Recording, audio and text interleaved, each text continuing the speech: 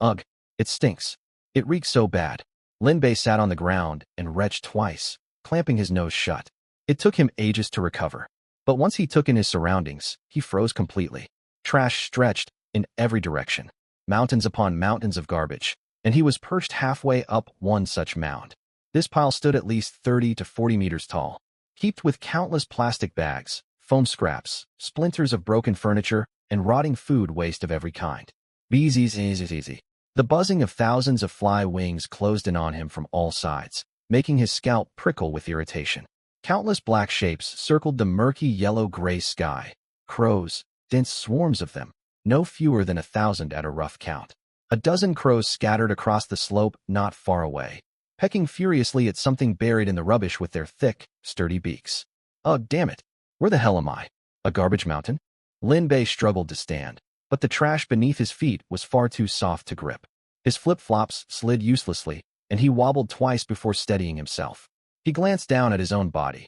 Black shorts, a black t-shirt, bare calves smudged all over with grime from the garbage pile. Shit, where even is this place? Am I still in my own country? He remembered crystal clear that he'd been home, blasting the air conditioner and playing video games. Yet in the blink of an eye, he'd been transported here. He stood dumbfounded, unable to process what was happening, when a crisp mechanical voice suddenly echoed inside his head. Ding! A translucent light screen materialized out of thin air right before his eyes, lines of text scrolling across its surface. Global survival game activated. Welcome to the waste dump. Survivor 9191. Current time, 12 o'clock noon sharp. You have been extracted from your original world. Current location, landfill zone No. 91. Survivors remaining in this zone. 10,000 soul rule. Stay alive. Lin Bei stared blankly at the words, his mind going utterly numb. I transmigrated. I actually transmigrated? An avid reader of web novels, he knew exactly what transmigration meant. He stood rooted to the spot, staring disbelievingly at the system panel floating before him. The text vanished the next second, and the screen automatically switched to a new interface, the global chat channel. What the hell is this place? Survival in a garbage dump? Stupid system, why couldn't you send me somewhere decent to transmigrate? Is this some sick prank? A hidden camera show?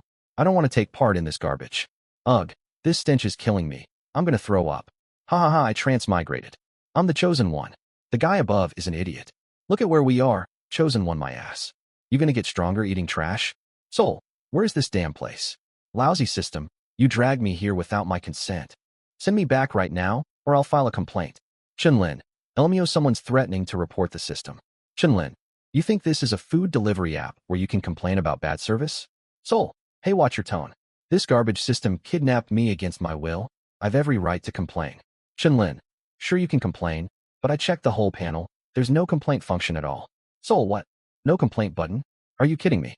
Watching Soul rant endlessly at the system, Lin Bei's tight nerves eased slightly. So I really did transmigrate. And I'm not the only unlucky bastard stuck here. He was lost in thought when a faint rustling noise came from behind him. Scratch, rustle.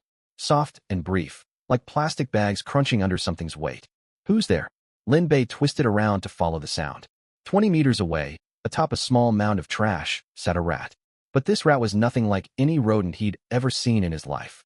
It was the size of a full-grown farm dog, nearly a meter long. Its body covered in coarse gray-black fur. Its head was broader and bulkier than an ordinary rat's, its snout jutting forward. 2 rows of yellow fangs bared. Its eyes locked unblinkingly onto him, and its posture was deeply unsettling. Limbs slightly bent, belly dragging across the garbage, it crept forward with excruciating slowness and silence. Just like a cat stalking prey. If it hadn't crunched that plastic bag a moment ago, Lin Bei would never have spotted it. Holy crap, what breed of rat is this? The tension he'd just calmed flared back to a breaking point. The giant rat seemed to realize it had been spotted, yet it did not move, holding its low stalking pose. Man and monster rat stared each other down across 20 meters of rubbish slope for roughly 2 full seconds. Damn it, was it about to ambush me? The thought barely crossed Lin Bei's mind before the rat struck. Its hind legs exploded with power, claws tearing madly at the trash heap. The 20-meter gap shrank to 15, then 10 meters. Shit, it really was gonna attack. Lin Bei's body reacted faster than his brain. Run. Without hesitation, he spun and fled. His flip-flops found zero traction on the soft, shifting garbage. Every step slid like running on loose sand. But fear drowned all rational thought, and he scrambled and tumbled headlong down the trash slope. The rustling behind him drew closer, louder, more frantic by the second. The garbage mountain's terrain was impossibly uneven. Flat ground was nothing but a fantasy. Only jagged mounds, soft rotting waste, and hidden pits lay everywhere. As fate would have it, Lin Bei misstepped, his entire right leg plunging into a sunken trash hollow. Inertia sent him crashing forward face first into the pile of garbage. Ugh! He breathed in the thickest, most putrid stench he'd ever experienced, his face buried deep in rotting kitchen scraps. Worse still, the thunderous patter of the giant rat's paws drew ever nearer. I can't outrun it. Lin Bei forced his face out of the filth and glanced over his shoulder. The rat had halted 7 or 8 meters away. It made no rush to pounce, instead slowing to a deliberate, creeping gait toward him. Its blood-red eyes bored into his figure, jaws parted slightly to reveal a strip of dark red tongue and yellowed sharp fangs. Lin Bei scrambled upright, yanking his leg free of the hollow, glowering fiercely at the beast. You want to eat me? Come and try. Cornered animals fight with everything they have, and right now, Lin Bei was that cornered beast. No escape? Then fight to the death. His breath came in ragged, heavy gasps as he scanned wildly for anything within reach. Plastic bags, foam chunks, tattered rags, all limp, useless junk, worthless as weapons. The rat closed another 2 meters, its disgusting tongue flicking rapidly over its lips, pitch-black claws fully extended. At the height of the crisis, Lin Bei caught sight of something shockingly familiar. A knife hilt, sticking halfway out of the trash mound. Hell yes, a blade. Luck hasn't abandoned me. With this knife, I'll cut this rat down for good. He lunged forward, seized the hilt, and pulled hard, only to stare in stunned disbelief at the weapon he'd drawn. It was a knife, sure, but its blade was caked in rust, barely recognizable beneath the corrosion. Worse yet, 9/10 of the original metal was gone. Rust spread across every inch of steel like a festering skin condition. The cutting edge was jagged with missing chunks, warped and curled like twisted candy. Are you kidding me? This blade was scrap metal, so worthless even junkyards would refuse to take it. Yet it was the only thing he could grab. He had no other choice. Something was better than nothing. Come on then, he roared at the rat. You monster, come get me. The rat paused, tilting its head as if sizing up its prey's sudden burst of defiance. Then its hind legs coiled low, front paws pressed flat, its whole body drawn taut like a fully strung bow, building power to pounce. You want me dead? Then you die with me. In that split second of mortal danger, a voice chimed inside his mind. Ding. Reforging system activated. Host detected holding rusted broken katana. Initiate reforging? Note: 3 reforges available daily. Reforge count resets at 12 o'clock midnight, and used counts do not carry over. Items already reforged, or intact, undamaged items, cannot be reforged. A reforging system. Could this be my golden finger? Lin Bei did not hesitate for even a fraction of a second. Reforge it. Reforge this blade right now. A ball of pure white light materialized out of nowhere, wrapping around the rusted scrap of metal. The light orb contracted sharply, then burst in a flash of radiance.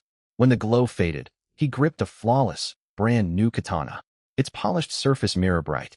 At that exact moment, the giant rat launched itself through the air, jaws gaping wide. Rows of yellow fangs aimed straight for his throat. All fear drained from Lin Bei's eyes, replaced by unbridled ferocity. Filthy rat, die. He gripped the hilt with both hands, twisting his waist to generate momentum, and swept the blade horizontally the instant the rat crashed within reach. Squelch! The blade carved a shining arc through the air, slicing the rat clean in two. Its split carcass, trailing innards and dark red blood, flew past Lin Bei's sides and slammed heavily into the garbage mound behind him. Warm gore splattered across his face. He froze mid-swing, gasping for ragged breaths as he clutched the katana tight. One crisis passed, another rose. Flap, flap, flap. Hundreds of crows had landed across the surrounding trash without him noticing, forming a dense ring all around him. Caw, caw, caw. Their black eyes all locked onto the rat's split corpse. Several hopped restlessly in place, letting out short, urgent cries. They were waiting, ready to tear apart the fallen beast's remains. Damn it, these crows are just like vultures. They smelled blood and swarmed over instantly. I need to take this rat carcass with me. It's my hard-earned loot. The thought had barely crossed his mind when the system alert sounded again. Detecting recyclable organic matter. Initiate recovery? Staring at the translucent light screen, Lin Bei hesitated only a heartbeat before selecting yes, without a second thought. Whoosh.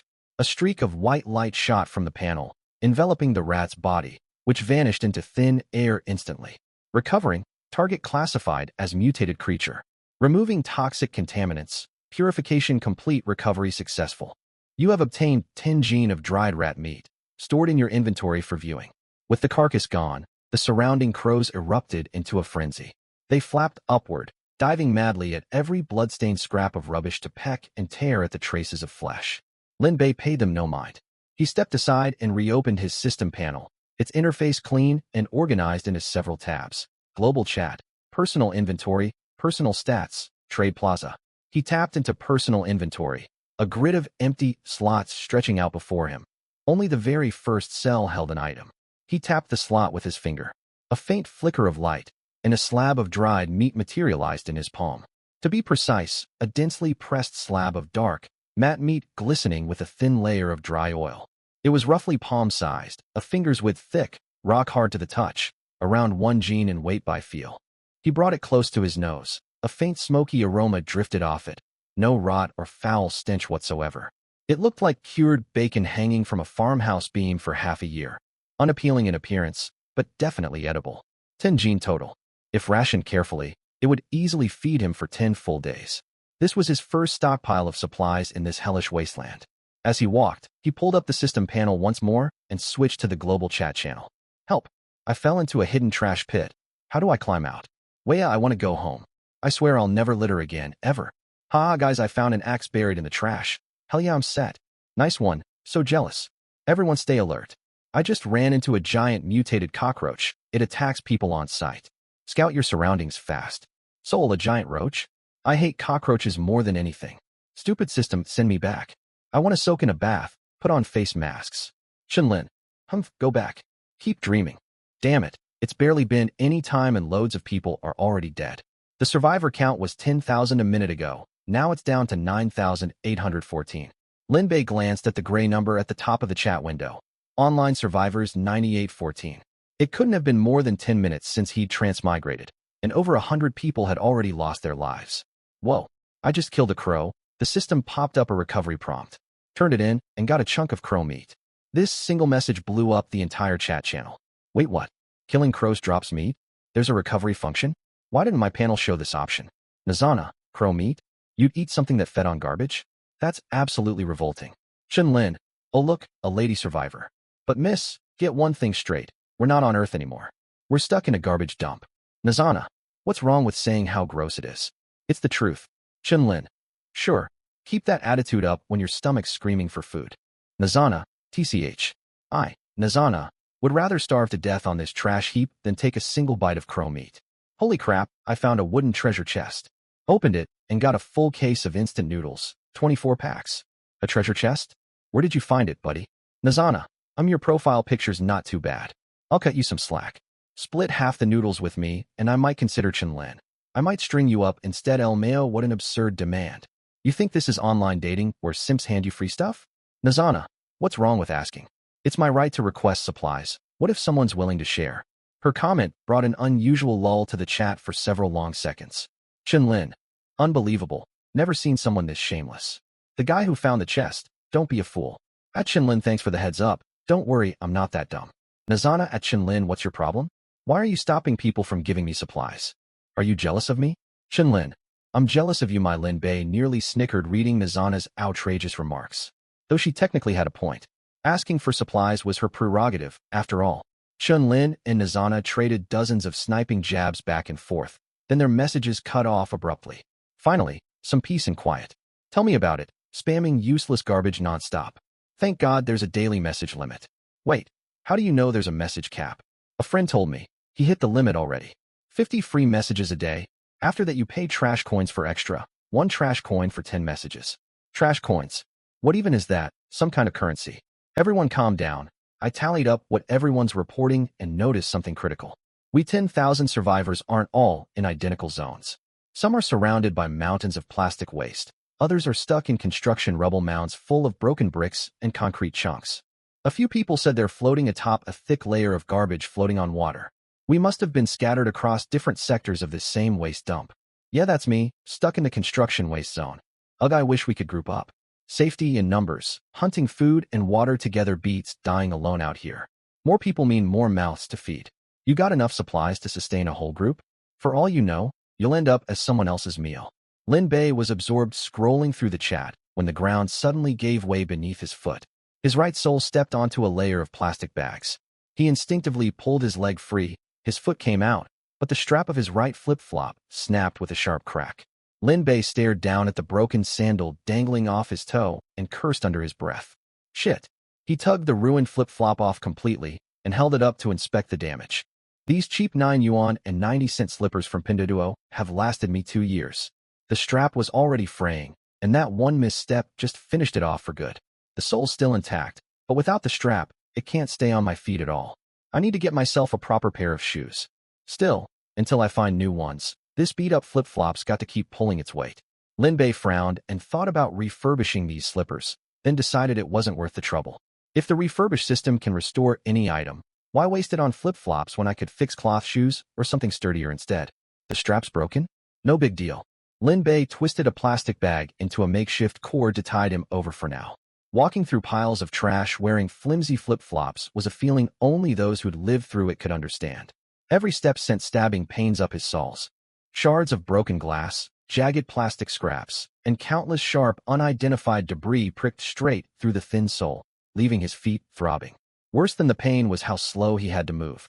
These 990 slippers were already 2 years old. They could fall apart completely at any second. So he shuffled along like an elderly woman window shopping, hacking through garbage with his machete to clear a path, only stepping forward once he'd confirmed the ground beneath was safe. Damn it! Grinning his teeth, Lin Bei stepped over a mound of rotting kitchen waste and let out a shaky breath once his left foot landed on a foam board. I have to find some shoes. At this snail's pace, if a mutated rat or any other aberrant creature showed up, the outcome wouldn't be hard to guess. He pressed onward, sweeping his gaze back and forth across the ground. There were shoes scattered all over the junkyard. He'd spotted several pairs just a short walk ahead. The problem was, every single one had a catch. Only one shoe left, trapped under heavy junk, or the wrong size entirely. He finally unearthed a pair, only to discover they were high heels. Lin Bei cursed loudly. Shit. He hurled the heels far away, wiped his palms, and kept searching. There wasn't a single flat stretch of ground in this godforsaken place. Lin Bei was constantly scrambling up and down rubbish heaps.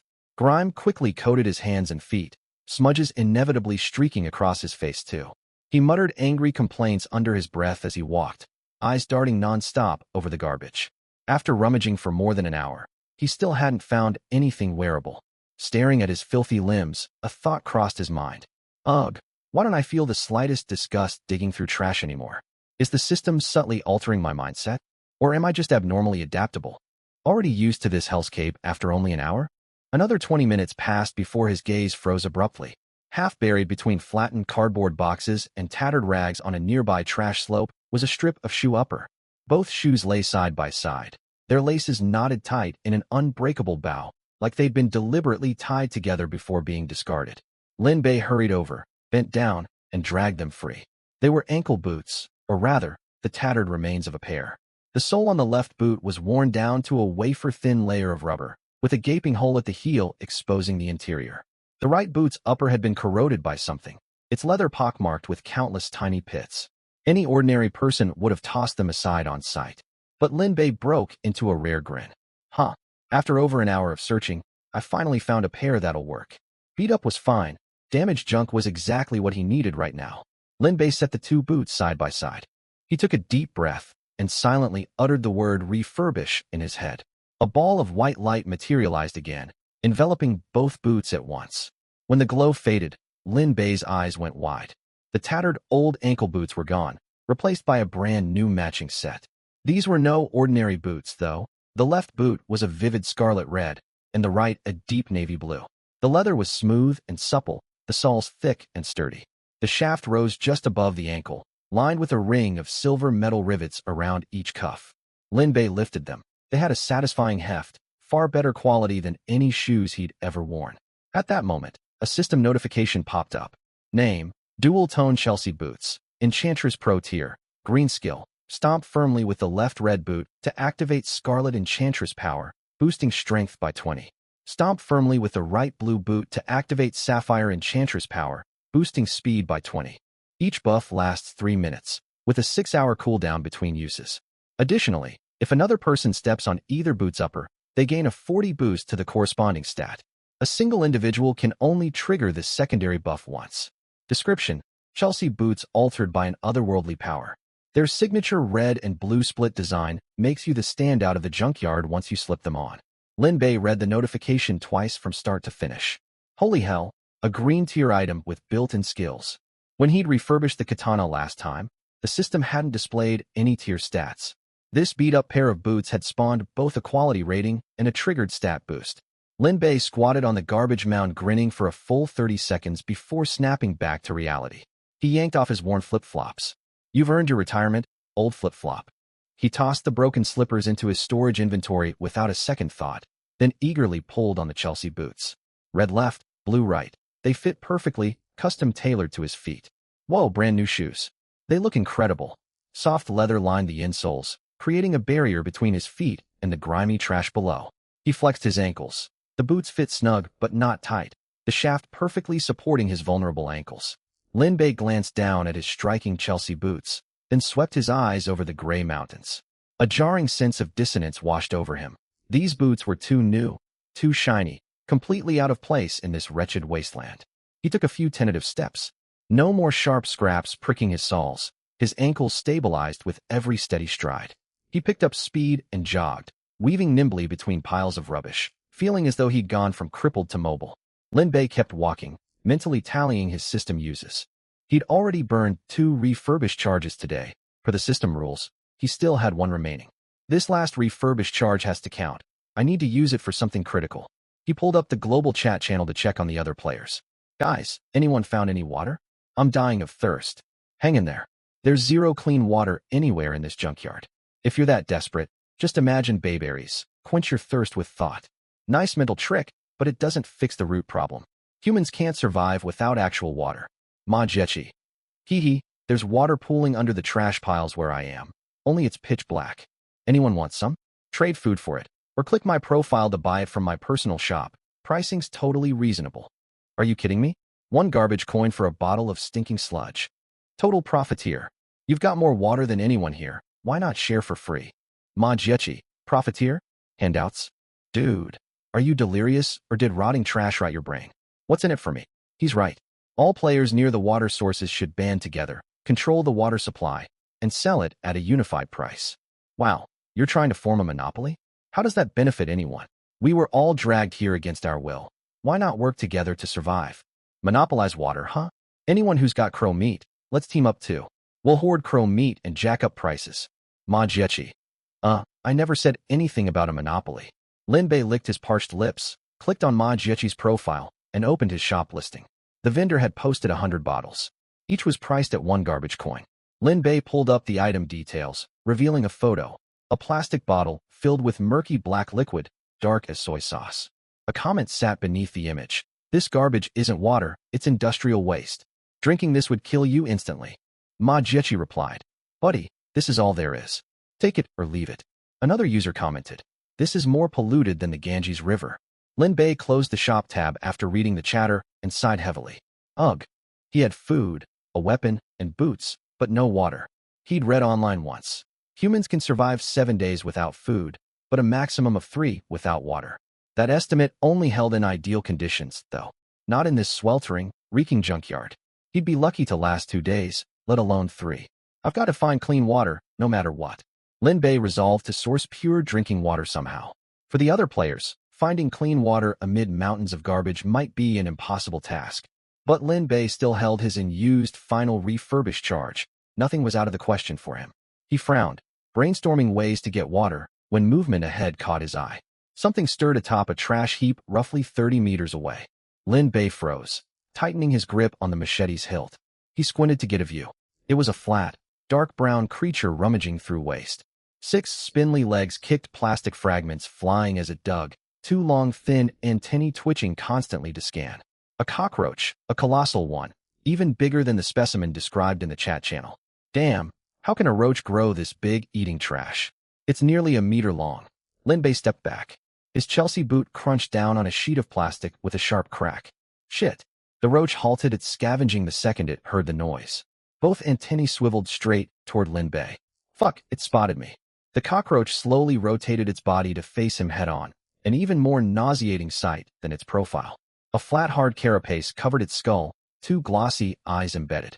Its jagged mouthparts gnawed open and shut, caked with unidentified gunk scraped from the trash. It didn't lunge or scuttle low like mutated rats. It simply pivoted, its 6 legs moving at a steady pace.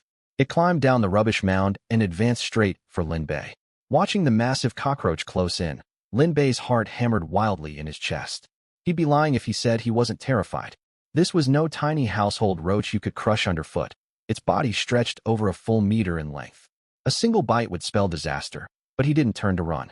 He knew running could only delay the inevitable. Some threats had to be faced head-on eventually. He gripped the machete firmer, his gaze sharp and unflinching. "Stupid roach, you think you can take me? Ask my blade first." Lin Bei drew in a deep breath, the putrid rot-laced air flooding his lungs and sharpening his senses. Then he slammed his left foot hard against the right blue boot. Sapphire Enchantress power, activate. The instant his soul pressed into the blue Chelsea boot, an indescribable lightness surged from his feet all the way through his body. His legs felt freed of an invisible weight, his ankles and knees moving with effortless agility. The giant cockroach continued creeping forward, legs churning at the same slow rhythm, antennae trembling in the air. Lin Bei stared it down, his mind racing to formulate a plan. If he charged head-on now, the roach would likely flee. It was far smaller than him. "I can't strike first. I'll fake retreat to lure it closer, then strike when it's within range." Having settled on his strategy, Lin Bei stepped backward, spun around, and began running. It was a deliberate, stumbling fake retreat. After 7 or 8 awkward paces, he glanced over his shoulder out of the corner of his eye. The cockroach's antennae stiffened mid-twitch. Its 6 legs suddenly churned at a frantic speed, shifting from leisurely creep to full sprint. Lin Bei faced forward again, a faint smirk tugging at his lips. "Humph, typical monster, tiny brains." The scuttle of its legs drew nearer. It was 7 meters, 6 meters, 5 meters. Lin Bei's fingers squeezed the machete hilt white-knuckled. He pushed hard off the trash with his right foot, launching himself toward the roach with explosive speed. The speed boost was no joke. He closed the 5-meter gap in the blink of an eye, appearing directly in front of the cockroach. The roach froze, not from shock. Its primitive nervous system simply couldn't process the sudden reversal of its prey, fleeing straight for it. Lin Bei gave it no time to react. Leveraging the momentum, he swung the katana down. The blade, empowered by his boosted speed, struck dead center on the roach's head. Squelch. Flesh and chitin stood no chance against steel. The cockroach's skull split clean in two. The blade sliced all the way through its head and buried itself deep in the garbage below. Its 6 legs began convulsing violently, thick bodily fluid oozing from the cranial crack to pool. The spasms died out in less than 3 seconds. Lin Bei wrenched the katana free, flicking off viscous fluid and debris from the edge as he gasped for air. He wasn't winded from exertion. It was pure adrenaline. One small misaim and those jagged mandibles would have sunk into his legs. At that moment, the system alert chimed. Detecting recyclable creature remains. Initiate recovery? Call. The crows descended again, swarming in from every direction like sharks drawn to blood. Hundreds of black eyes locked onto the fluid-dripping cockroach corpse. Lin Bei didn't hesitate and confirmed recovery. Recovering, scanning mutated organism, removing hazardous contaminants, recovery complete. Obtained. Cockroach egg ×2, cockroach carapace ×2. Items stored in inventory. Once the process finished, he turned and left immediately. He left behind a raucous chorus of flapping wings and squawking birds fighting over the carcass. After putting some distance between himself and the crows, Lin Bei opened his storage inventory and examined the items. Name, cockroach egg description, nutrient sac rich in protein and moisture. Can replenish water and stamina, or be used to hatch cockroaches. Note, hatching period lasts 7 days. The cockroach egg was a fist-sized translucent sac wrapped in a thin semi-transparent membrane, filled with thick viscous liquid inside. It resembled raw egg white, sloshing with heavy contents when shaken.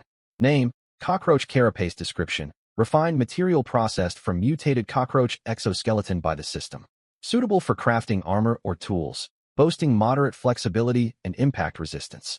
The item bore little resemblance to a roach's natural outer shell. Instead, it was 2 pre-processed solid slabs.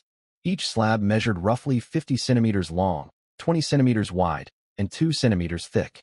It had a smooth, flat surface and the rigid texture of hard plastic. After reading the item descriptions, Lin Bei couldn't help but complain out loud. Are you kidding me?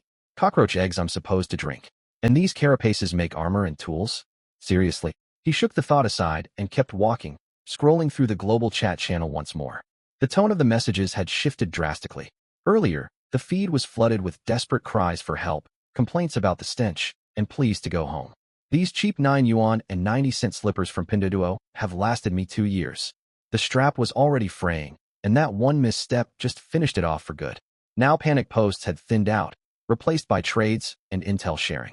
Trading chrome meat for clean water. 3 pieces of meat per bottle. DM me if you've got water. Please. 3 lousy pieces of meat for clean water? You're dreaming. Man, anyone with water holds all the power. I can't even find murky sludge out here. Heads up. I just killed a giant cockroach, and the system gave me 2 eggs when I recycled it. The eggs have liquid inside you can drink. A cockroach? Where'd you find one? I haven't spotted a single one. Right in the trash heaps. Massive, about as big as a wash basin. Be careful fighting them. They snapped my broomstick clean in one bite. Haha, I found a treasure chest. Got a whole crate of mineral water plus 10 garbage coins. A whole crate of bottled water. Hey, can I trade chrome meat for some? 10 pieces per bottle. Ma Jechi, hit me up instead, buddy. 10 pieces of meat get you 10 bottles of water from me. At Ma Jechi, you crook. How dare you sell that filthy swill? I'm asking you. Would you even drink that garbage yourself? Ma Jechi, mind my drinking habits or not? I'm asking you, what I'm selling is technically water, isn't it? Damn, there's a massive cave on the trash mountain over here. The entrance is littered with cockroach carcasses. It's utterly horrifying. Something's definitely living inside. Hey everyone, the sun's setting soon. Are you all set for the night? Right. I hadn't even noticed. It's already 3 in the afternoon. Darkness will fall before long. Surviving the night. Lin Bei lifted his head and glanced up at the tawny sky, which had undeniably dimmed since he first arrived. He stood rooted to the spot, his brows drawn tight. He had food, drink, and weapons, yet nowhere to take shelter. I need to find somewhere to spend the night. With a clear goal in mind, Lin Bei kept scanning his surroundings as he trekked onward, searching for viable shelter. At the same time, he checked the other functions of his system. Personal stats: HP, 50-50 strength, 5 speed, 5 spirit, 50-50 constitution, 5 note. Constitution is a comprehensive stat. The higher the value, the greater your tolerance for harsh environments. It lets you breathe fouler air, digest contaminated food, and boosts wound healing speed and infection resistance. HP and spirit follow a 1:10 ratio. Trading platform: the marketplace spans 7 or 8 pages filled with scattered listings, which Lin Bei scrolled through one by one. Weapons made up the bulk of the goods, yet barely a single one was intact. There was a rusted fire axe with 2 dented blade edges, priced at 1 trash coin. A broken half shovel with its wooden handle snapped off, leaving only a steel pipe attached to the shovel head, marked at 7 trash coins. There was also a kitchen cleaver. Food and water listings existed too, with chrome meat being the most common. Thousands of vendors sold it, mostly for 1 trash coin per serving. Sales were abysmal, though. Crows swarmed everywhere overhead. Anyone bold enough to hunt them could easily get their hands on meat. Expired canned goods and hardtack were also listed. Judging by the tattered packaging in the photos, they'd been dug straight out of garbage heaps, yet they cost a steep 5 trash coins apiece. Water was an entirely different market. Clean drinking water was almost impossible to find. Whenever a bottle popped up for sale, it went for no less than 10 trash coins. Most listings belonged to players from the black water zones peddling contaminated water. It was cheap, but no one dared buy it. Lin Bei's gaze swept across the listings before freezing. A tent. Someone had posted a tent for sale. The tent in the photo looked battle-ravaged, utterly worn out. Its support poles were intact, and the frame still stood, yet all the fabric covering was gone entirely. The seller listed it for 5 trash coins. Lin Bei's eyes lit up at the sight. This tent might look like worthless junk to others, but he could fully restore it with a single refurbish. After restoration, it would be brand new, and might even gain quality modifiers. As for the 5 trash coin price tag, he had 10 gene of dried rat meat. If he sold part of it, affording the tent would be no trouble. Still, he hesitated to list his rat meat right away. The marketplace was flooded with crow meat vendors. Dried rat meat was slightly better, but not by much. He closed the trading platform and stood, brushing scraps of trash off his trousers. I'll keep moving forward first. Maybe I'll stumble across a tent. If not, I can sell the rat meat later. Slinging his katana over one shoulder, Lin Bei pressed onward. It was still early. At least 4 hours remained until sunset. He didn't want to cheapen the hard-earned dried meat so quickly. As he walked, he scrolled through the global chat channel. Ugh.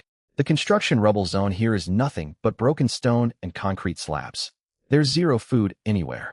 Danger. The water zones are deadly. The ground is submerged in black toxic water. I just glanced down, and the foam boards are crawling with leeches as long as chopsticks. Leeches?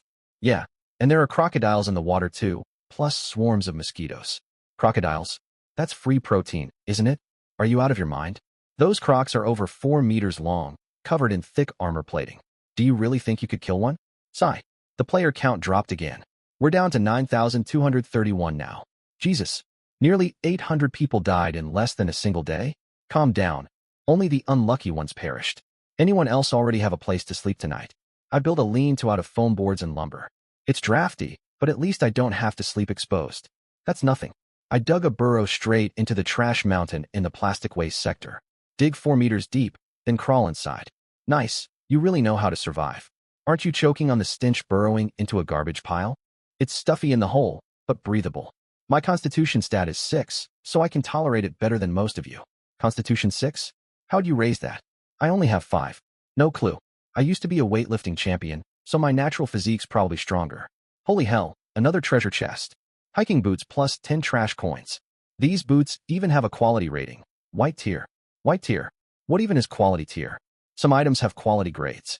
I opened a green baseball bat earlier marked green tier that gave +2 strength. I think the tiers go white, green, blue, purple, orange, but I'm not certain. Can you send a photo? I've never seen tiered gear before. Don't get your hopes up. There's no screenshot function at all. Sniff. My feet are ruined. I transmigrated wearing high heels, and after trekking over this terrain all day, I sprained my ankle and my soles are covered in blisters. Could anyone spare a pair of shoes? Any kind. Please, I'm begging you. Buddy above me, you're dreaming. Do you know how valuable a decent pair of shoes is here? A plain pair of sneakers with no stats just sold instantly for 10 trash coins on the marketplace. You think someone will hand them over free just because you beg?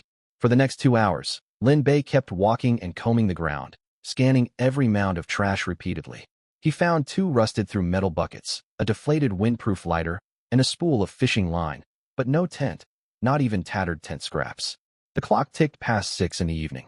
The sky hadn't fully darkened yet, but nightfall was close. Lin Bei halted and let out a long sigh. Ugh, I guess I have to sell my goods cheap to scrape together trash coins. He reopened the trading platform. The worn tent listing was still there, untouched by buyers. Confirming it remained available, Lin Bei switched back to the chat channel and typed a message. Lin Bei, selling dried mutant rat meat. 5 portions, 1 gene each, 2 trash coins per portion. Processed from giant mutated rats, clean and edible. Check my seller booth if interested. 3 minutes after posting, 7 private messages popped up in his inbox. 5 of them were haggling. Will you sell for 1 trash coin each? Can I trade crow meat for it instead? I'll buy 2 portions for 3 trash coins total. You'll make a killing. Cut me a break, man. I only have 1 coin left. 2 coins is too expensive. Crow meat's only 1 coin. Lin Bei frowned and scrolled down, his finger freezing on the 7th message. Ma Jechi. Hey mate, is the meat still available? I'll take all 5 portions. No haggling, no extra small talk.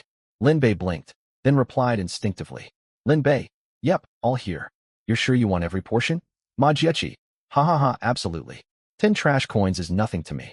Since you can take down mutated rats, you've clearly got some real skill. Want to join my Jechi squad? Staring at Ma Jechi's private message, Lin Bei furrowed his brow. Wait a second, didn't he message to buy meat? Why's he recruiting people now? When Ma Jechi received no immediate reply, he sent another message. Ma Jechi, this is just the preliminary screening phase. The squad hasn't officially launched yet. I'm only recruiting people I deem capable to reserve spots first. There'll be a second round of eliminations later. Joining now doesn't guarantee final membership, so there are no strict obligations. Think of it as just reserving a spot. We'll do mutual picks once we officially establish the squad. Lin Bei read the message twice. No binding rules, just a placeholder spot. Mutual selection later. This guy was straightforward, no hidden agendas. Lin Bei. All right, I'll join to reserve a spot. By the way, are you still buying the rat meat? Ma Jechi, of course I am. 10 trash coins is well within my budget. The next second, a system notification popped up. Player Ma Jechi has purchased all 5 portions of dried rat meat. 10 trash coins have been credited to your account. Lin Bei checked his balance. 10 trash coins sat quietly in his marketplace wallet. Trash coins were virtual currency that couldn't be physically withdrawn. They could only be spent on the trading platform. He re-entered the marketplace and pulled up the listing for the beat-up tent priced at 5 coins. Taking a deep breath, he hovered his finger over the purchase button for a split second before tapping it. Purchase successful. 5 trash coins deducted. Item delivered to warehouse. Lin Bei opened his warehouse tab and tapped the newly added icon. A faint flash of light appeared, and the worn tent materialized in his hands. The tent support frame was fully intact, yet that was all that remained of it. He set the tent frame down on a nearby trash heap and inhaled the putrid air deeply. System, refurbish. A sphere of white light engulfed the entire tent, fading away after 3 seconds. The refurbished tent was a dull mottled shade, blending almost seamlessly with the surrounding garbage mounds. Item name, Garbage Camouflage Tent Tier, Green Passive Effect, Concealment, merges into surrounding trash terrain, drastically lowering detection odds from monsters and other players. Effect amplified at night. Description, this tent looks indistinguishable from the waste around it. Inside, your presence registers even weaker than the trash piles themselves. Lin Bei reread the final line of the description and huffed a quiet laugh. Weaker than trash. Fair enough. He stored the tent back in his warehouse and scanned his surroundings. It was time to find a proper campsite for the night. Katana slung over his shoulder, Lin Bei surveyed his location halfway up a trash mountain ringed by rolling piles of waste. I can't camp in a low hollow. I need higher ground. His gaze landed on the tallest trash mound nearby, roughly 40 to 50 meters high with a gentle slope. That's the spot. It took Lin Bei around 20 minutes to climb to the summit. Sweat beaded on his forehead, and the soles of his Chelsea boots were caked in muck and debris. He hunched over to catch his breath, then straightened up to clear a flat platform for the tent. Lifting one foot, he kicked hard at the peak over and over again. Layers of garbage caved in, scraps tumbling down the sloped heap with a clattering rush. After 5 minutes of kicking and stomping, he carved out a 2-meter square flat patch atop the mound. The ground was still soft, but more than enough space for the tent. He retrieved the garbage camouflage tent from storage and tapped to fully deploy it.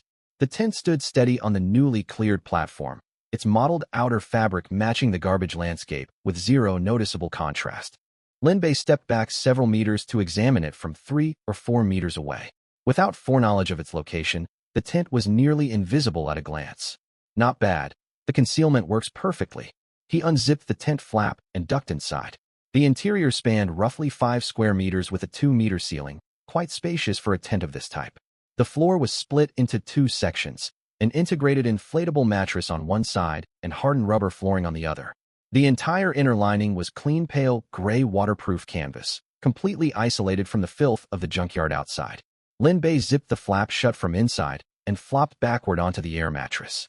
His body sank into the soft cushion, and every muscle aching from trekking across trash all day. His back, waist, legs, relaxed in relief. This is comfortable. He rested for a while, then pushed himself upright on one elbow, licking his cracked, parched lips. He'd hiked all day without proper hydration, leaving thick dry skin coating his lips. Pulling cockroach egg sacks from storage, he pricked a tiny hole in one shell with his blade, tilted his head back, and squeezed the viscous fluid into his mouth. The thick liquid slid down his throat, far less revolting than he'd initially feared. It resembled thick tremella soup with a faint sweet aftertaste, barely any foul odor at all. Not half bad. Satisfied, he took a chunk of dried rat meat from storage, sliced off a thumbnail-sized piece, and chewed it slowly. While eating, he reopened the global chat channel. Dusk's falling. I'm terrified of the dark. Does anyone have a flashlight to sell me?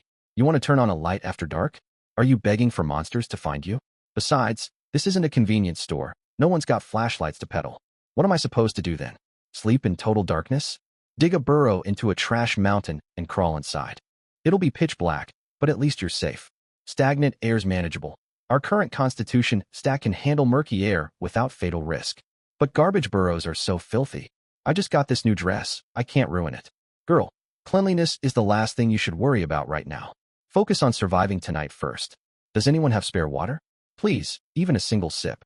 I haven't drunk a drop all day, my lips are split open, my throat burns, and I'm lightheaded walking. If you're desperate for water, go find Majechi. He's loaded with the stuff. Exactly. If you posted that message hoping someone will pity you and share water, you'd better give up that thought fast. Hee. I found a half-empty bottle of iced black tea, selling cheap for 3 trash coins. Any takers? TCH. Who knows how old that tea is, or if it's even drinkable. 3 coins. You're dreaming. Weird thing happened. I sliced my hand digging a burrow, but the wound closed up completely in under 2 minutes. Constitution definitely speeds healing. Minor injuries aren't anything to panic over. Shit. There's noise outside my burrow entrance. Scrabbling sounds, like something digging through trash. Almost certainly rats or cockroaches. They're nocturnal. They hide away during the day and scavenge after dark. Hee hee. I sealed my burrow entrance tight. They won't get in. After scrolling for over half an hour and finding no useful information, Lin Bei closed the chat channel and lay back down on the air mattress. Finally, a full day of walking. Time to rest. The night was far from quiet, and Lin Bei woke 3 separate times. The first wake-up came from loud, continuous trash scrabbling less than 20 meters away. The scratch of claws tearing through plastic bags was so clear it sent goosebumps crawling over his skin. He held his breath and listened. The noise lasted 2 minutes before fading into the distance. The second and third disturbances were similar scrabbling sounds, just farther off. Each time he tightened his grip on his katana, yet never needed to draw it. 9 o'clock the next morning. Lin Bei rolled over with his eyes shut, let out a long yawn, then sat up rubbing his stomach. He was starving. He'd only consumed 1 cockroach egg sack and a tiny sliver of dried rat meat the previous day, leaving his stomach hollow. He reached for his warehouse to retrieve more egg sacks, then froze mid-motion. A voice echoed nearby, someone screaming, thick with sobs and unbridled terror. Lin Bei frowned and strained to listen carefully. Help me. Is anyone there? Please, somebody save me. At the cry for help, Lin Bei scrambled out of his tent and followed the sound. 50 meters down the sloped trash heap, a woman ran for her life. Her gait was utterly unsteady, stumbling over the soft mounds of garbage. Leaning so far forward, she nearly toppled over, flailing her arms wildly to keep balanced. Her messy hair plastered across her face. She looked barely 20 years old. Her top was torn in multiple places, and she wore only 1 sneaker, her other foot bare. A cockroach was chasing right behind her. This cockroach was roughly the same size as the one Lin Bei had killed yesterday, yet it was in terrible shape. 2 of its 6 legs were broken. The middle leg on its left side was only a mangled stump, while the entire hind leg on its right was gone. It dragged itself forward with its remaining 4 legs, its pace noticeably slower than that of a healthy cockroach. The woman glanced over her shoulder as she ran, only to misstep suddenly. Her knee slammed into the trash pile, sending her sprawling forward onto the muck. She scrambled back to her feet. A huge raw scrape split the skin on her right knee, blood seeping out, but she did not pause for a second and kept running. In her panic, she lifted her head and spotted Lin Bei standing atop the mountain of garbage. In an instant, terror melted into wild elation on her face, as if a drowning person had caught hold of a piece of driftwood. She abruptly changed course and charged straight toward the trash mound where Lin Bei stood. She began scrambling up the pile, clawing at the refuse with both hands and feet. She slid half a step down before hauling herself up again. Help me. Please, save me. The 2-legged cockroach 10 meters behind her swerved as well. It pushed off with its 4 intact limbs and started climbing the garbage hill. It climbed far more steadily than the woman. Even crippled, its 4 legs gripped the trash far better than any humans could. Lin Bei watched the woman scrambling desperately toward him, then glanced at the cockroach closing the distance behind her. Ugh, I'm far too soft-hearted. I can't just stand by and watch someone die. He sighed softly and pulled a katana out of his storage space. By now, the cockroach had climbed halfway up the mound. Gripping the blade tight, Lin Bei charged down from the summit. His Chelsea boots sank deep into the soft layers of trash, leaving a trail of indentations in his wake. The slope lent him speed, and speed lent him power. Leveraging his downward momentum, he dropped his weight the moment he neared the cockroach. The katana swept upward diagonally from below its right side, squelch. The already maimed cockroach did not even have time to snap its mandibles before its head was split clean in 2. Bodily fluids splattered across the trash. Its 4 legs twitched a few times before falling still. Lin Bei flicked the viscous goo off the blade, and a system prompt popped up immediately. Detecting recyclable materials. Recycle now? Recycle. Recycling successful. You have obtained cockroach egg ×2, cockroach carapace ×2. Seeing Lin Bei dispose of the cockroach, the woman dropped onto the trash heap and gasped for air. It took her several seconds to lift her head, her face alight with the raw relief of surviving a brush with death. Thank you. Thank you so much. I thought I was going to die. At the sound of her voice, Lin Bei finally turned to get a proper look at her. One glance was all it took to leave him utterly stunned. There was something hauntingly familiar about this woman. He frowned, racking his brain, then his eyes flew wide. Nazana, isn't this the woman who argued with Chun Lin in the chat channel yesterday? He'd watched their spat yesterday, thinking the woman was nothing short of a self-righteous bleeding heart. Why does he keep staring at me? Nazana noticed Lin Bei's strange expression. She frowned, her gaze sharp as if sizing up a troublesome nuisance. Her heart skipped a beat, but she quickly regained her composure. After 2 years as an internet celebrity on the sweet potato platform, she'd seen every kind of man. Men who stared at her were almost always drawn to her looks. Humph, just another man captivated by my beauty. I'll wrap him around my finger in no time. She brushed her hair back with one hand, wiped the grime off her cheeks with her sleeve, and forced a soft smile onto her face. Her tone turned gentle, laced with just the right hint of demure shyness. Handsome, thank you for saving me. You were so cool back there. May I ask your name? Lin Bei snapped out of his daze. Instead of answering her question, he spoke her name bluntly. Your name's Nazana, isn't it? Nazana's eyes lit up instantly. Not everyone knew her real name. Only close friends, family, and die-hard fans who'd spent over 10,000 yuan gifting her on the sweet potato platform were privy to it. In this godforsaken wasteland, there could only be one explanation. This man was her fan. Oh, you know me. Nazana's tone shifted at once, tinged with excitement. Could you be one of my fans? Lin Bei. Fan. He'd only seen her name and profile picture in yesterday's chat channel. But Nazana gave him no chance to explain. Taking his silence as embarrassment, her grin grew far more confident. Ah, don't be shy. If you're my fan, running into each other here must mean we have fate. Aren't you all always saying in my live streams that you'll protect me and stand by me? Well, here's your chance. Hand over all your food and water quickly. I'm starving and parched. Though I won't eat crow meat, no way. Huh. Lin Bei thought he'd misheard her and blurted out in disbelief. What did you just say? Taken aback by his reaction, Nazana tossed her hair to flaunt her features. I'm giving you a chance to prove yourself.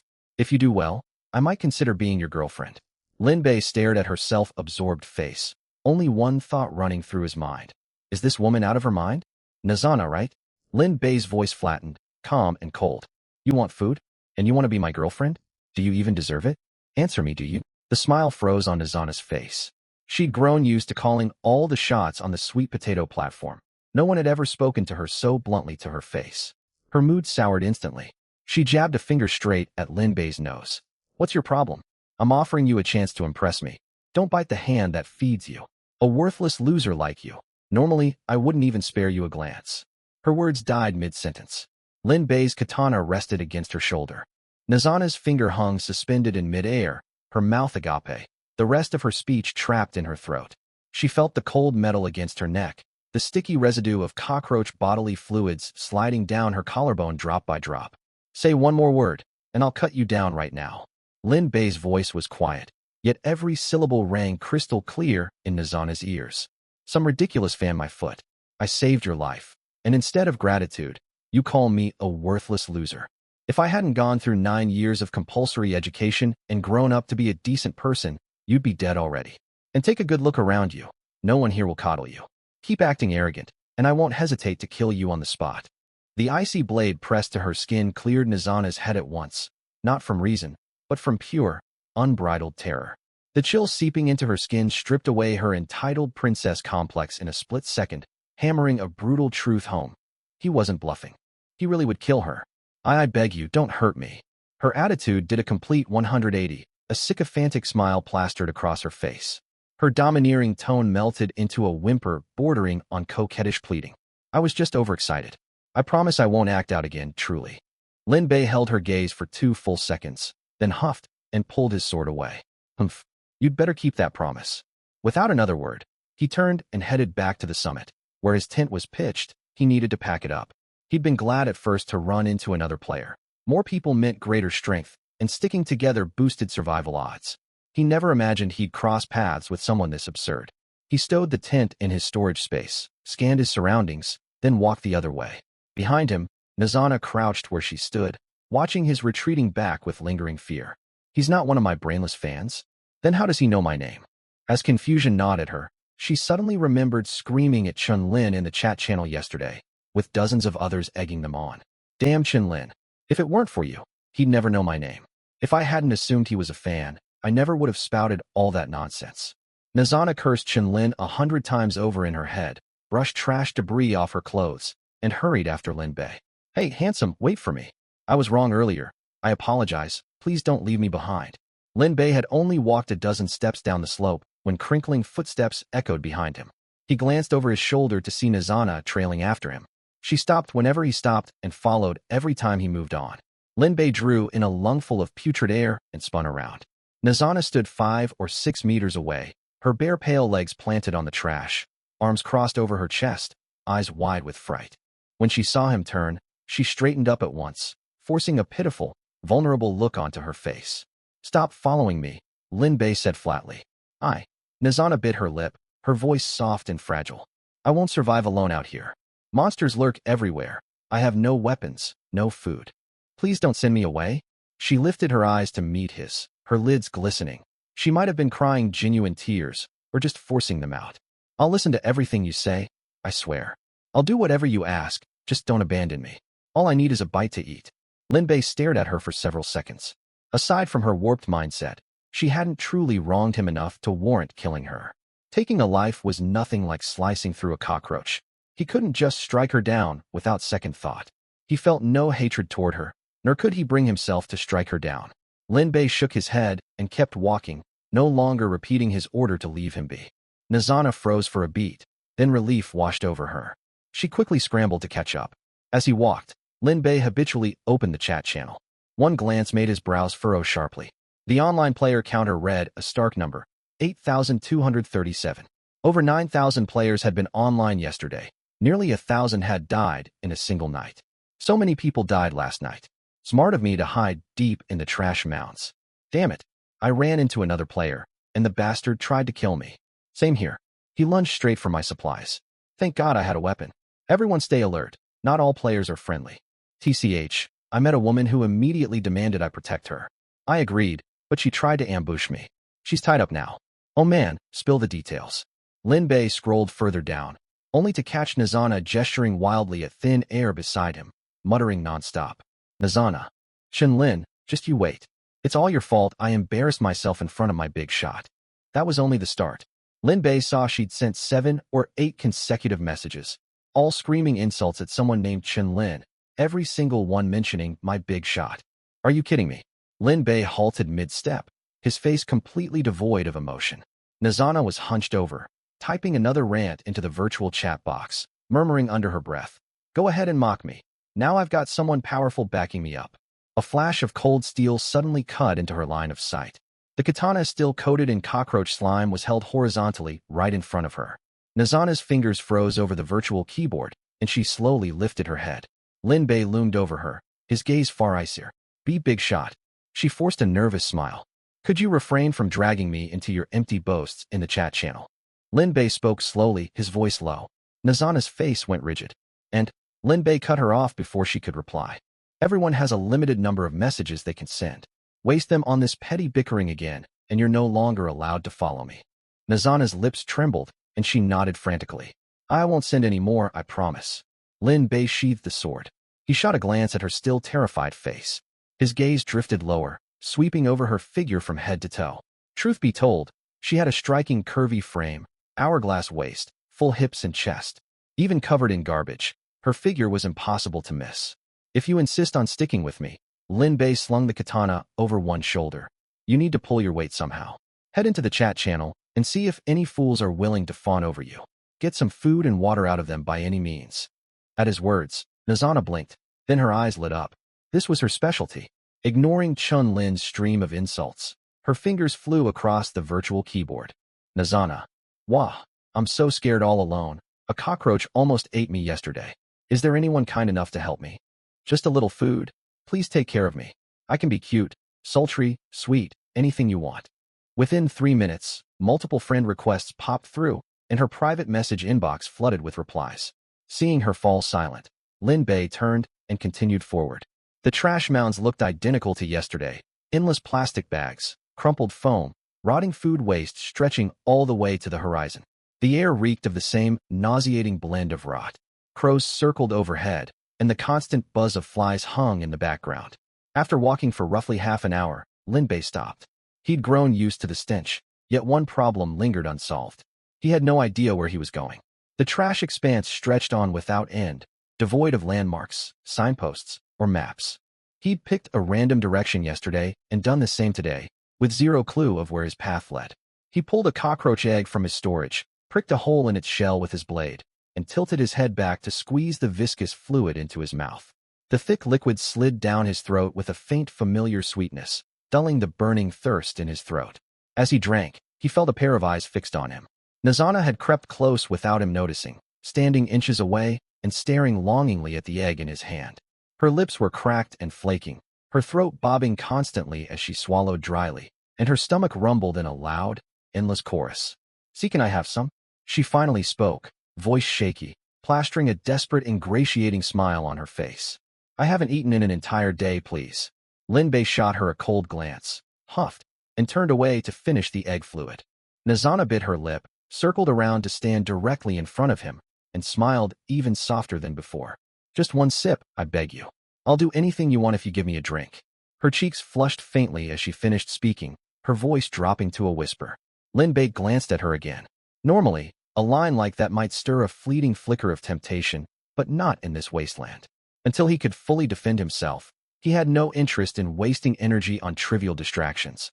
"You'll only get food if you prove you're worth it." He squeezed the last drop of fluid into his mouth, shaking the nearly empty eggshell. Barely a tenth of its contents remained. "If you bring nothing of value to the table, only whine and flaunt your body, then you might as well resign yourself to starving to death." With that, he tossed the half-empty eggshell straight into Nazana's arms. It bounced off her chest and clattered onto the trash pile. Linbei walked on without looking back.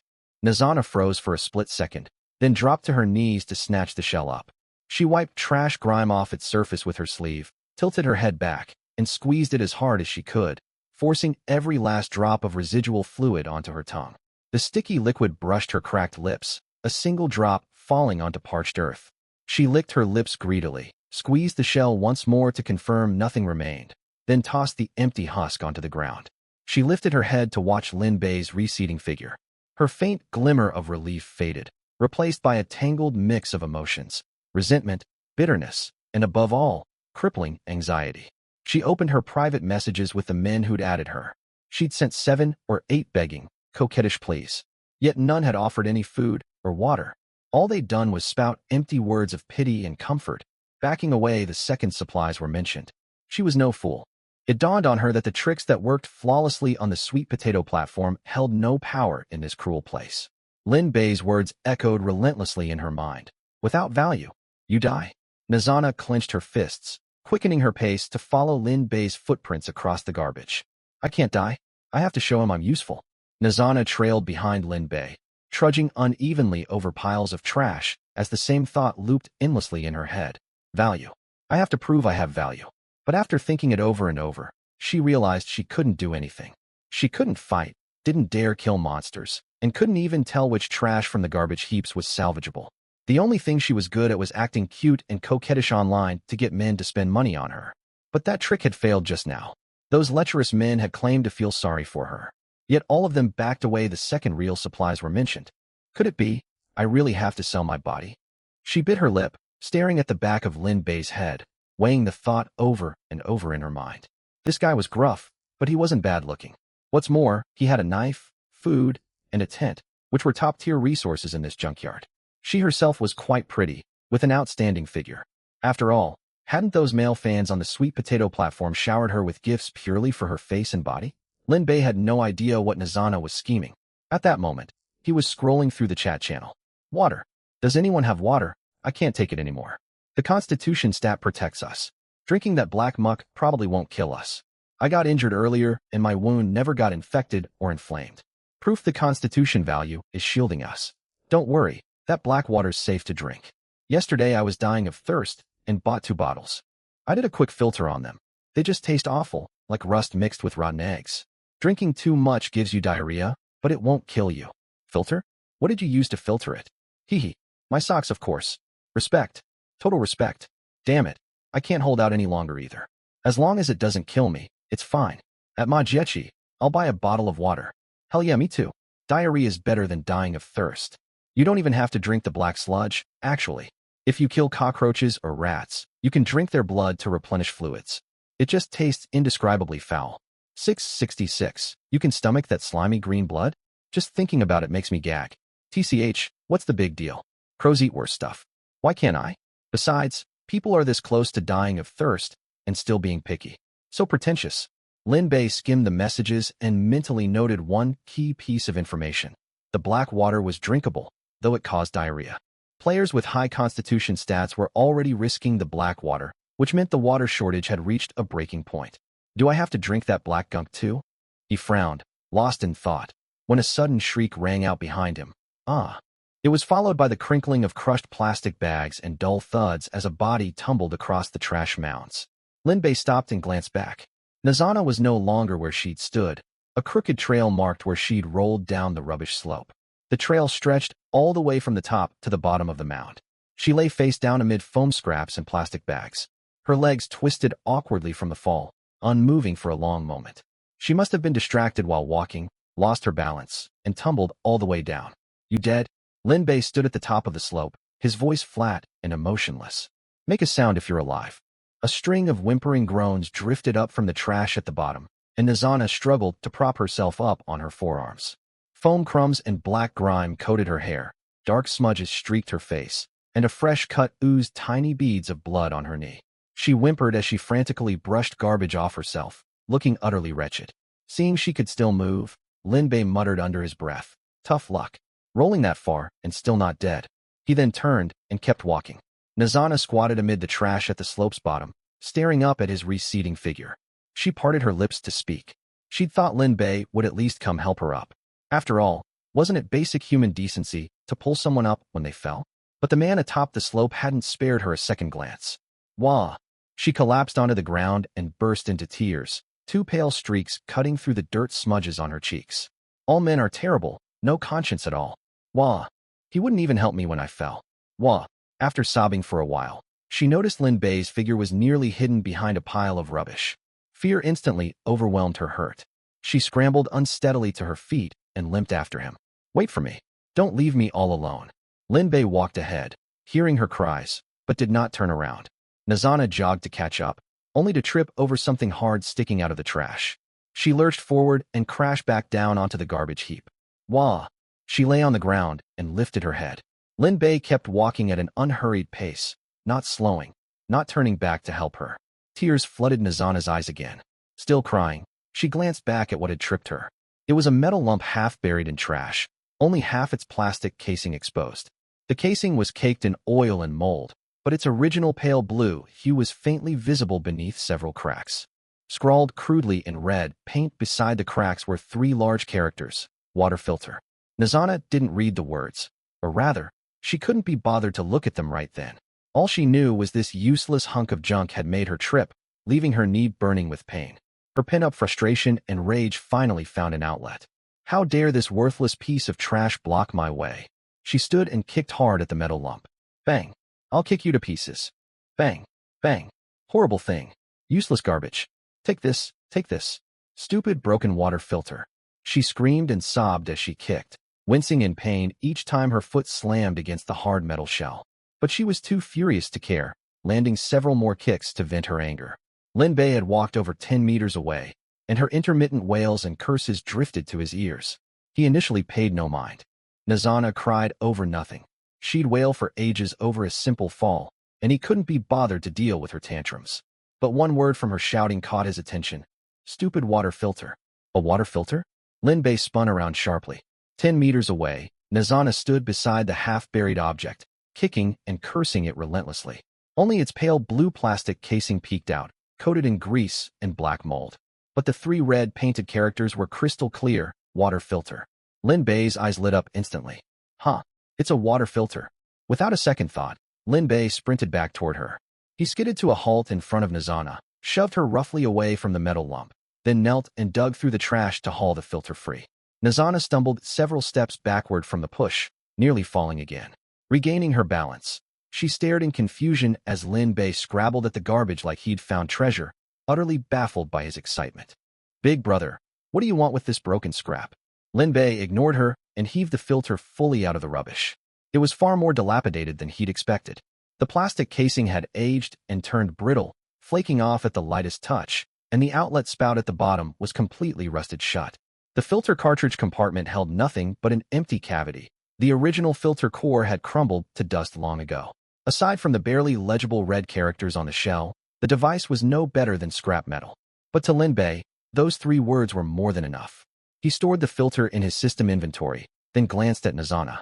She rubbed the shoulder he'd pushed, streaks of tears and trash still smearing her face. A mix of hurt and confusion etched into her features. Mind your own business. Don't ask questions you don't need answers to. At that, Nizana pouted and turned her head away, muttering quietly. TCH, it's just trash he picked up. Does he have to be so secretive about it? Lin Bei paid her no more heed and continued forward. The trash mounds underfoot remained soft and treacherous to walk on. The air still reeked, and crows circled overhead, but his mood had completely shifted. If he refurbished this device, he could endlessly purify the black sludge and have unlimited clean water. More importantly, water was scarce right now. Countless players were desperate enough to buy the undrinkable black muck. If he listed purified water on the trading market, it would sell out instantly. Buy a bottle of black water for 1 trash coin, purify it, then resell it for 5, an entirely risk-free profit. Lin Bei took a deep breath and unconsciously quickened his pace. Nizana limped along behind him, muttering quietly to herself, but he paid her no attention whatsoever. He hadn't used his daily refurbishment charge yet. He needed to find a spot out of sight to fix the filter. After walking another 10 minutes, Lin Bei spotted the perfect place. A large trash pile up ahead would block Nizana's line of sight. Stay right here and don't follow me. I'm going over there to relieve myself. With that, he circled behind the mound in a few quick strides. Hearing he needed privacy, Nizana sensibly stood her ground and didn't move. Lin Bei peeked out to confirm she hadn't followed. He pulled the water filter out of his inventory. System, refurbish this. Whoosh. A burst of white light flared to life, wrapping the entire filter. 3 seconds later the light faded, leaving a fully intact water filter resting neatly on the trash. Item name, Model 91 Water Filter Description. Filters impurities and toxic substances out of sewage to make it safe for drinking. Filter cartridges require regular replacement. Note: if spare cartridges are unavailable, makeshift replacements can be crafted using fine sand, charcoal, and other materials. Though purification efficiency will drop drastically. There was no quality rating, no special bonus effects. But it could filter water. That solved his biggest problem, and he couldn't ask for more. Lin Bei picked up the filter and inspected it thoroughly.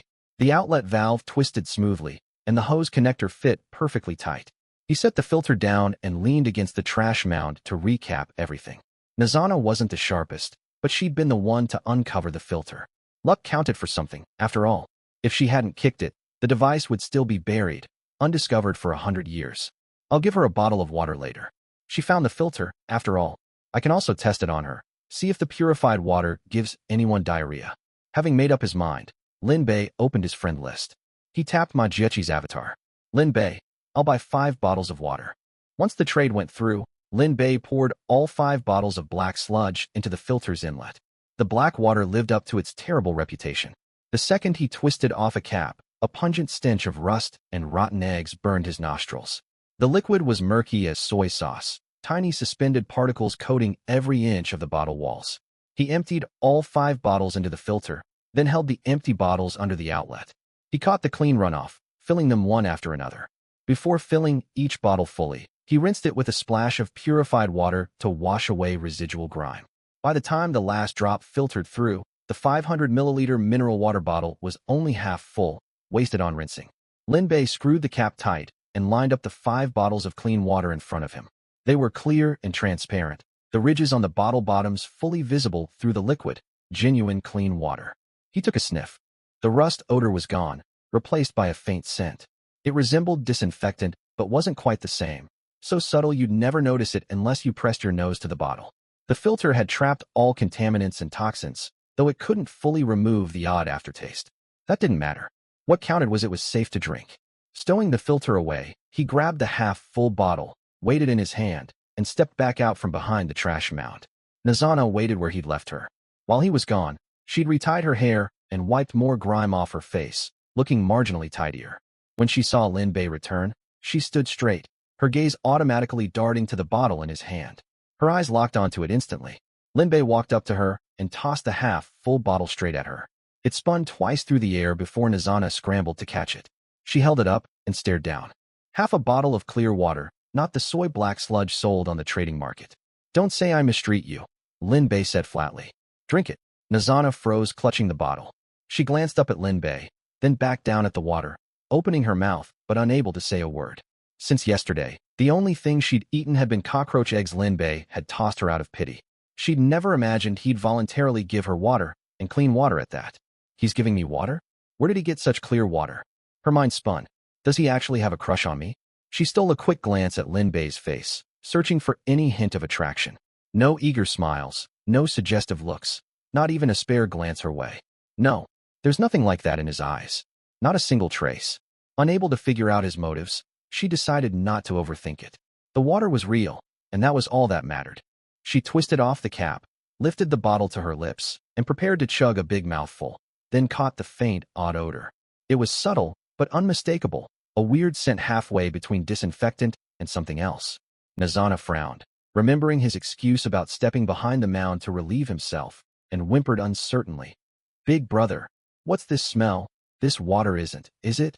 Lin Bei kept walking ahead, pausing briefly at her mumbled question. He turned back, staring at her with a deeply exasperated expression. What? You don't want it? No. No. That's not what I meant, Mercedes. Nizana waved her hands frantically and stepped back, her cheeks flushing bright red as her mind jumped to inappropriate conclusions. The brief, awkward interlude over, Lin Bei turned away and continued forward without another word. Wasting time explaining anything to this woman was pointless. He opened the trading market and studied the water prices carefully. Black sludge water cost 1 trash coin per bottle, the most common listing on the platform with over 20,000 bottles up for sale. Most sellers were players near the water zones. The black water was everywhere under their feet, costing nothing more than an empty bottle to collect. Yet few buyers existed. No one wanted to suffer through diarrhea. He scrolled down to listings for filtered water, priced at 3 trash coins a bottle. This liquid was still cloudy, yet far clearer than the black sludge. At minimum, you could see through to the other side of the bottle. Then there were unopened mineral water bottles looted from treasure chests, 10 trash coins each, with fewer than 100 total units listed for sale. Hardly any sales went through at that price. 10 coins for a bottle of water was unaffordable for most players. Lin Bei closed the market and leaned against the trash mound to think for roughly 10 seconds. He held 4 full bottles of clean water, better quality than the murky 3-coin filtered water. Yet it was inferior to the 10-coin treasure chest mineral water. Pricing them at 5 trash coins hit the perfect middle ground, better than the cheap sludge, cheaper than premium mineral water. He would rely on high sales volume to turn a profit, build a reputation first, and raise prices later once demand spiked. He listed all 4 bottles at 5 trash coins apiece, then switched back to the chat channel to type a message. Lin Bei, anyone needing water, check my personal shop listings. Crystal clear purified water at an affordable 5 trash coins per bottle. Limited stock, first come first served. He left the channel open and leaned against the rubbish pile to watch the replies roll in. Less than 2 seconds later, messages flooded in. Holy hell, this water's crystal clear. Just as transparent as mineral water from treasure chests. How'd you filter it, bro? Teach me your trick. 5 trash coins? This clear water only costs 5 coins? I just wasted 3 coins on cloudy muck, and now I'm kicking myself. Super fair price. I'd buy another bottle if I had more coins. Fair my foot, 5 coins is still expensive. I only have 2 coins to my name total.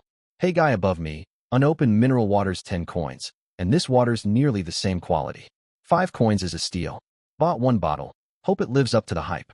If it gives me diarrhea, I'm leaving a bad review. Lin Bei switched back to the trading panel to check. All 4 bottles had sold out instantly. 20 trash coins sat quietly in his account balance. Not bad. Purified water's clearly in high demand. A faint smile tugged at his lips. His first step to profit was complete. All that remained was to repeat the cycle, buy black sludge water, filter it, list it for sale, and collect the coins. A few more rounds were all he needed to save up his first real startup capital. Not far behind him, Nizana was also watching the chat channel. Her system panel flooded with messages singing high praises for Lin Bei's clean water. Each one stirred a twinge of greed in her heart. While others envied it, she held a bottle in her own hands. She knew that feeling of, I've got something none of you have, all too well. It reminded her of the male fans' wild reactions on the sweet potato platform. So the big shot's name is Lin Bei. On impulse, she tapped open the chat channel's input box and rattled out a line on the virtual keyboard.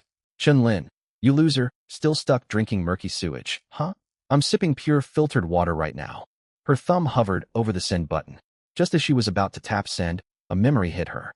Last time she'd fought with Chun-Lin and shouted in the channel that her boss could slice cockroaches to bits with one strike, only for Lin Bei to press his blade straight to her face.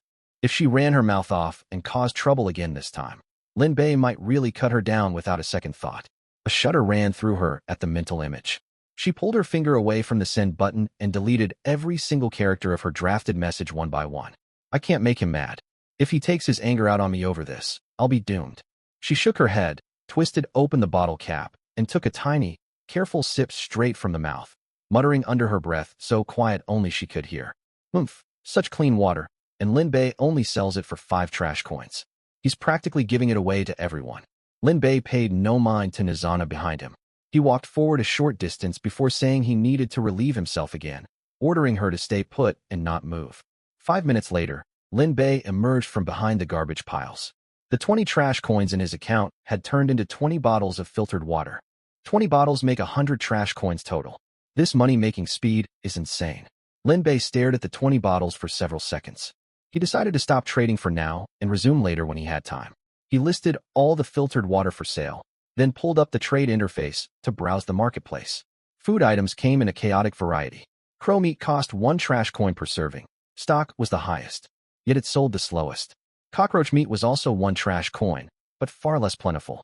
Cockroaches were much harder to hunt down than crows, after all. Rat meat went for 2 trash coins a serving, with fewer than 100 listings available. One item caught his eye for a full 2 seconds. Fly patties, priced at 1 trash coin each. Damn, can anyone even eat this stuff? He pictured the process of making fly patties and shuddered involuntarily. Ugh, that's revolting. Next came the goods he was actually interested in. Food looted from treasure chests. Bread, 5 trash coins. Bucket instant noodles. 6, self-heating hot pot. 15, watermelon. 20, apples. 8. Man, I used to turn my nose up at all this, but now I'd give anything to have it. Lin Bei licked his lips. He held off on buying anything, scrolling over to the clothing category instead. Most listings were filthy rags pulled straight from the trash heaps, marked at 1 trash coin each, yet nobody bought them. Clean garments could be counted on one hand. The cheapest clean t-shirt cost 10 coins. He didn't bother glancing at the weapon section. It was all worthless junk. Rotten wooden sticks, steel rebars, dented pressure cooker lids. Blades like the katana he carried were nowhere to be seen on the market, though it made sense when he thought about it. Anyone who owned decent gear would keep it for themselves instead of selling it. Take his own katana, for instance. He'd never put it up for sale either. By the time he finished browsing, all his listed water bottles had sold out, depositing 100 trash coins into his account. Now that he had cash to spend, he splurged a little. 2 apples, 2 packs of compressed biscuits, and 1 bottle of cola. The 5 items cost him 45 trash coins in total. The cola was a treasure chest drop, priced at 15 coins, his priciest purchase of the day. He'd trekked across the garbage yard all day long, his soles aching, throat parched, his body caked in unidentifiable grime. He needed a small taste of comfort from the civilized world. After confirming the purchase, the items transferred to his inventory, leaving him with 55 trash coins remaining. Lin Bei found a relatively flat patch of trash, pulled several foam boards he'd picked up along the way out of storage, laid them on the ground, and plopped down. His legs ached terribly. Though his Chelsea boots gripped slippery ground, every sinking step drained his calf muscles. As soon as he sat, he caught sight of Nizana fumbling nearby. She'd pulled something out of her own inventory. It was a worn single-seater sofa. Cracks split the leather upholstery, revealing sponge padding beneath, but the frame stayed intact with all 4 legs still attached. Nizana brushed dust off the sofa and sank into it, heaving a long, relieved sigh. Lin Bei glanced at the sofa beneath her, then at the flimsy foam boards under his own rear. Are you kidding me? A whole sofa. Nizana's got 0 cents. Does she even deserve to sit on that? He stood, walked over to her, and spoke in a firm, unyielding tone. Get up. Let me sit for a bit. Nizana looked up at him, hands clamped tight on the sofa's armrests, her face a mix of grievance and resentment. This is my sofa. I worked so hard to find it. How could you just take it like this? Lin Bei didn't bother arguing. He slowly unfurled his fingers in the air and retrieved an item from his inventory. An apple, bright red and fist-sized, its skin smooth enough to shine, glaringly out of place amid the stinking mountain. Nazana's eyes locked onto the fruit instantly. Her lips parted, and she swallowed hard with a quiet gulp. Back in supermarkets, she'd never spared apples a second glance. Yet now it looked more tempting than anything in the world. She licked her lips and reached out to grab it. Seeing her greedy expression, Lin Bei twisted his wrist, and the apple vanished back into storage. Want it? He stared down at her with a smirk. Nazana nodded frantically. The smile dropped off Lin Bei's face in an instant, and he barked at her. Then get off the sofa. Nazana jolted as if electrocuted, shooting upright off the couch and stepping aside. She plastered a fawning grin on her face and gestured politely for him to take a seat. Lin Bei settled onto the sofa, leaned back against the cushion, and crossed one leg over the other. The sofa was beat up, but not dirty. Nazana had wiped it down beforehand, leaving no obvious grime on the surface. A sofa to sit on was top-tier luxury in this garbage wasteland. He rolled his ankles and said casually, "Ugh, walking all day's left my legs numb. It'd be nice if someone gave me a massage." Nazana froze for a split second before dropping to her knees at once, resting both hands on Lin Bei's calves and kneading them earnestly. As she worked, she glanced up at him with an overly attentive tone. "Boss Lin, how's the pressure? Should I press harder?" Lin Bei said nothing. Leaning back on the sofa, he pulled the apple out again, wiped it on his sleeve, and took a big bite. The flesh crunched crisply between his teeth, juice nearly spilling down his jaw. He quickly sucked it back. Sweet, crisp, fresh. An apple meant nothing special in the normal world, but here it was a luxury item. Nazana kept rubbing his legs, staring longingly as Lin Bei ate the apple. She watched him bite into it again and again. The round fruit shrunk into a crescent, then a tiny sliver, until only a thin core remained. Lin Bei gnawed every last scrap of flesh off the core and tossed it carelessly into the garbage pile behind him. Seeing he hadn't left her even a bite, Nazana paused. She looked up, her eyes glistening with hurt. "Boss Lin, what about mine? Where's my apple?" Lin Bei stood up and wiped leftover fruit juice off his palms onto Nazana's shoulder. Her grimy fabric soaked it up well enough. He then waved a hand and stowed the sofa away. Only after that did he pull a strip of dried rat meat out and toss it to her. "Here, eat this. Don't say I mistreat you." Nazana caught the dried meat and stared down at it.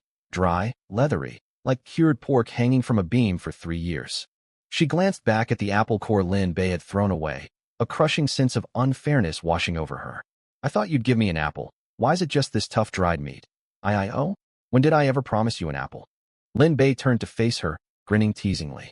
"If you don't want the rat meat, hand it back." He reached out to take it. Nazana hastily stowed the rat meat in her inventory, moving faster than someone snatching a flash sale item online. The sofa was gone, her massage had been for nothing, and she hadn't tasted a single bite of apple. If she turned down the dried rat meat too, she'd lose everything today, completely ripped off. "I never said I didn't want it." She put on a tough front, but inwardly she berated herself. "I shouldn't have shown off the sofa in the first place. Now the sofa's his. I wasted all that effort massaging his legs, and all I get to eat is this rubbery rat jerky." Lin Bei ignored her. He kept walking forward, reopening the trade marketplace to scan the various goods. He still had 2 item refurbish uses left for the day. He needed to find something worth refurbishing twice before sunset. His current weapons sufficed, and he was satisfied with his Chelsea boots. But his clothes were plain and offered 0 defensive protection. If he could snag a tattered piece of armor cheap from the marketplace to refurbish, it would be perfect. Once Lin Bei walked far enough ahead, Nazana pulled the dried rat meat out of storage. She bit down hard, chewed slowly before swallowing, and muttered through gritted teeth. I'm furious. Making me eat rat meat." The marketplace overflowed with goods, yet barely any caught Lin Bei's eye. Still, he understood why. Only he possessed the refurbish system. Trash that held hidden potential for him was just worthless junk to every other player, so no one bothered collecting such rubbish. "Guess I'll have to splash some cash." He sighed and opened the chat channel, typing out a message. "Lin Bei, buying all kinds of items, no matter their condition. We'll take tattered armor, broken crossbows, wrecked cars, damaged rocket launchers, busted tanks." The channel erupted the second the message posted. "Whoa bro, are you a scrap collector? What even are these things good for? Hey, you buying rusted kitchen knives? If yes, I'll run back and grab the blade that's nothing but a handle now. Scrap buying? That's wild. I've got a busted chainsaw, totally broken beyond repair. You want it? Lin Bei, a chainsaw? Hell yeah, I want it. It's your fault you can't fix it. Sell it to me. I'll give 2 trash coins." "No way, you're actually buying that junk. I've got a rusted iron riot shield falling apart at the seams. You interested?" "Lin Bei, I'll take it. I'll buy anything you're willing to sell. 1 trash coin for the shield. Word spread that Lin Bei was genuinely purchasing scrap, and more players tagged him in the chat. At Lin Bei, how about rusted steel pipes? At Lin Bei, man, rusted steel wire? I've got loads of it. Nazana trailed behind Lin Bei, reading the chat channel too. She stared in confusion at his scrap buying announcement.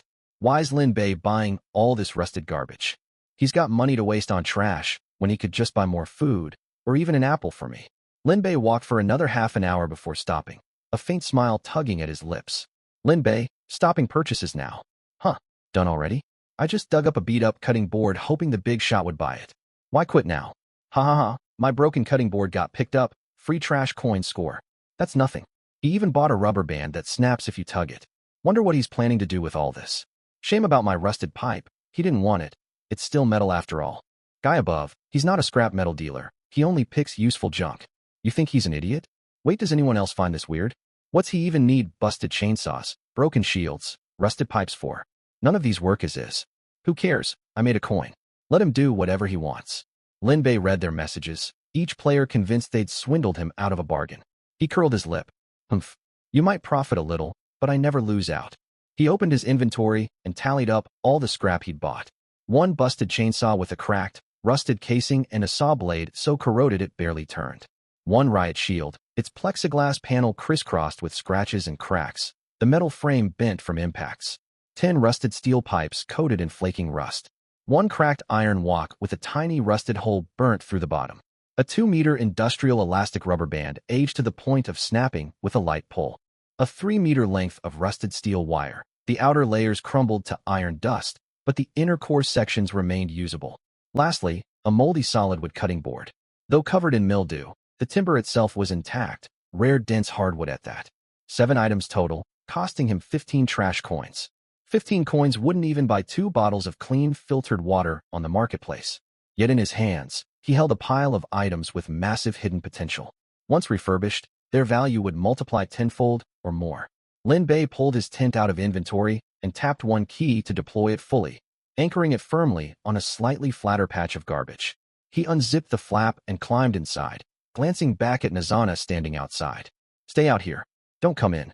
Nazana wiped sweat from her forehead and glanced up at the blazing sun.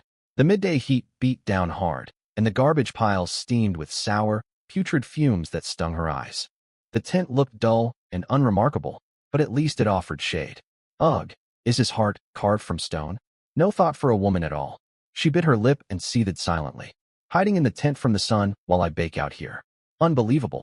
She didn't dare utter a word of it aloud, keeping all her complaints trapped inside. Lin Bei knew nothing of her grumbling inside the tent, and wouldn't care even if he did. He sat cross-legged on the inflatable mattress and pulled up his system panel. 2 refurbished charges remained for the day. He needed to use them wisely. The chainsaw and riot shield were both top-tier finds, certain to prove invaluable once refurbished. But he didn't start with them. Instead, he pulled out the thick elastic rubber band first. This was no thin hair tie for girls. It was industrial grade, as thick as his pinky finger and nearly 2 meters long. Aged severely, its surface lined with fine cracks that split it into fragments at the slightest tug. But once refurbished, its elasticity would be formidable. System refurbish. A white, glowing orb ignited inside the tent, enveloping the entire rubber band.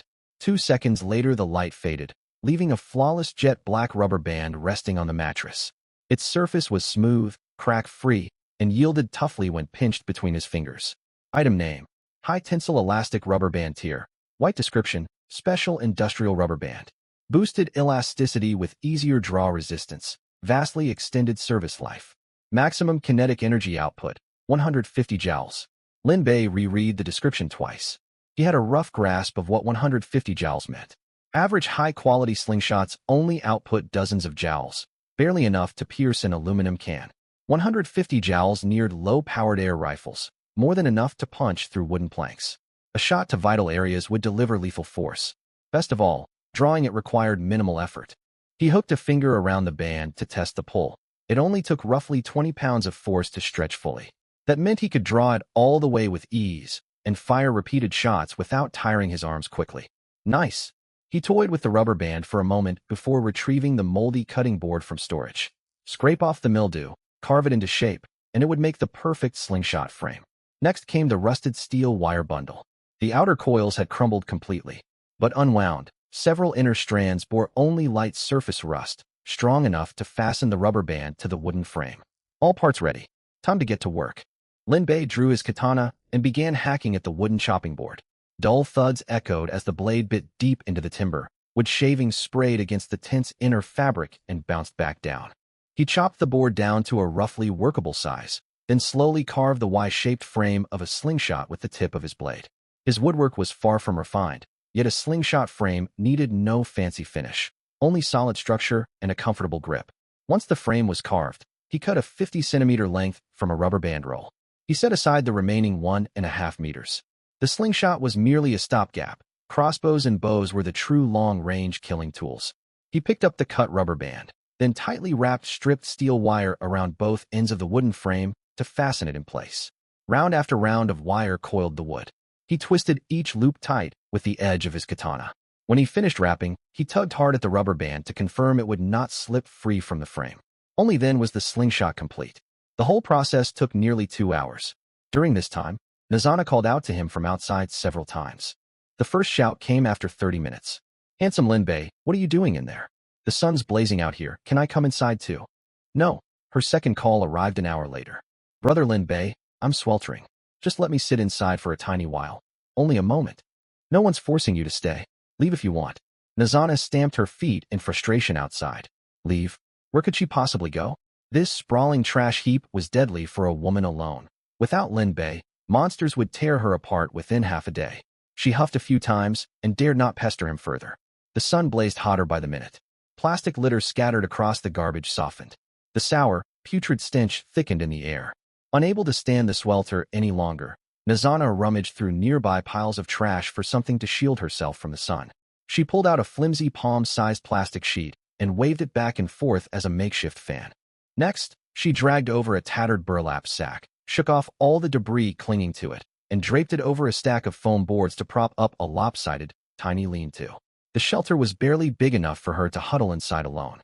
She pulled the leftover dried rat meat she'd failed to finish that morning out of her storage inventory, sat beneath the lean-to, and chewed small bites while scrolling the global chat channel to pass the time.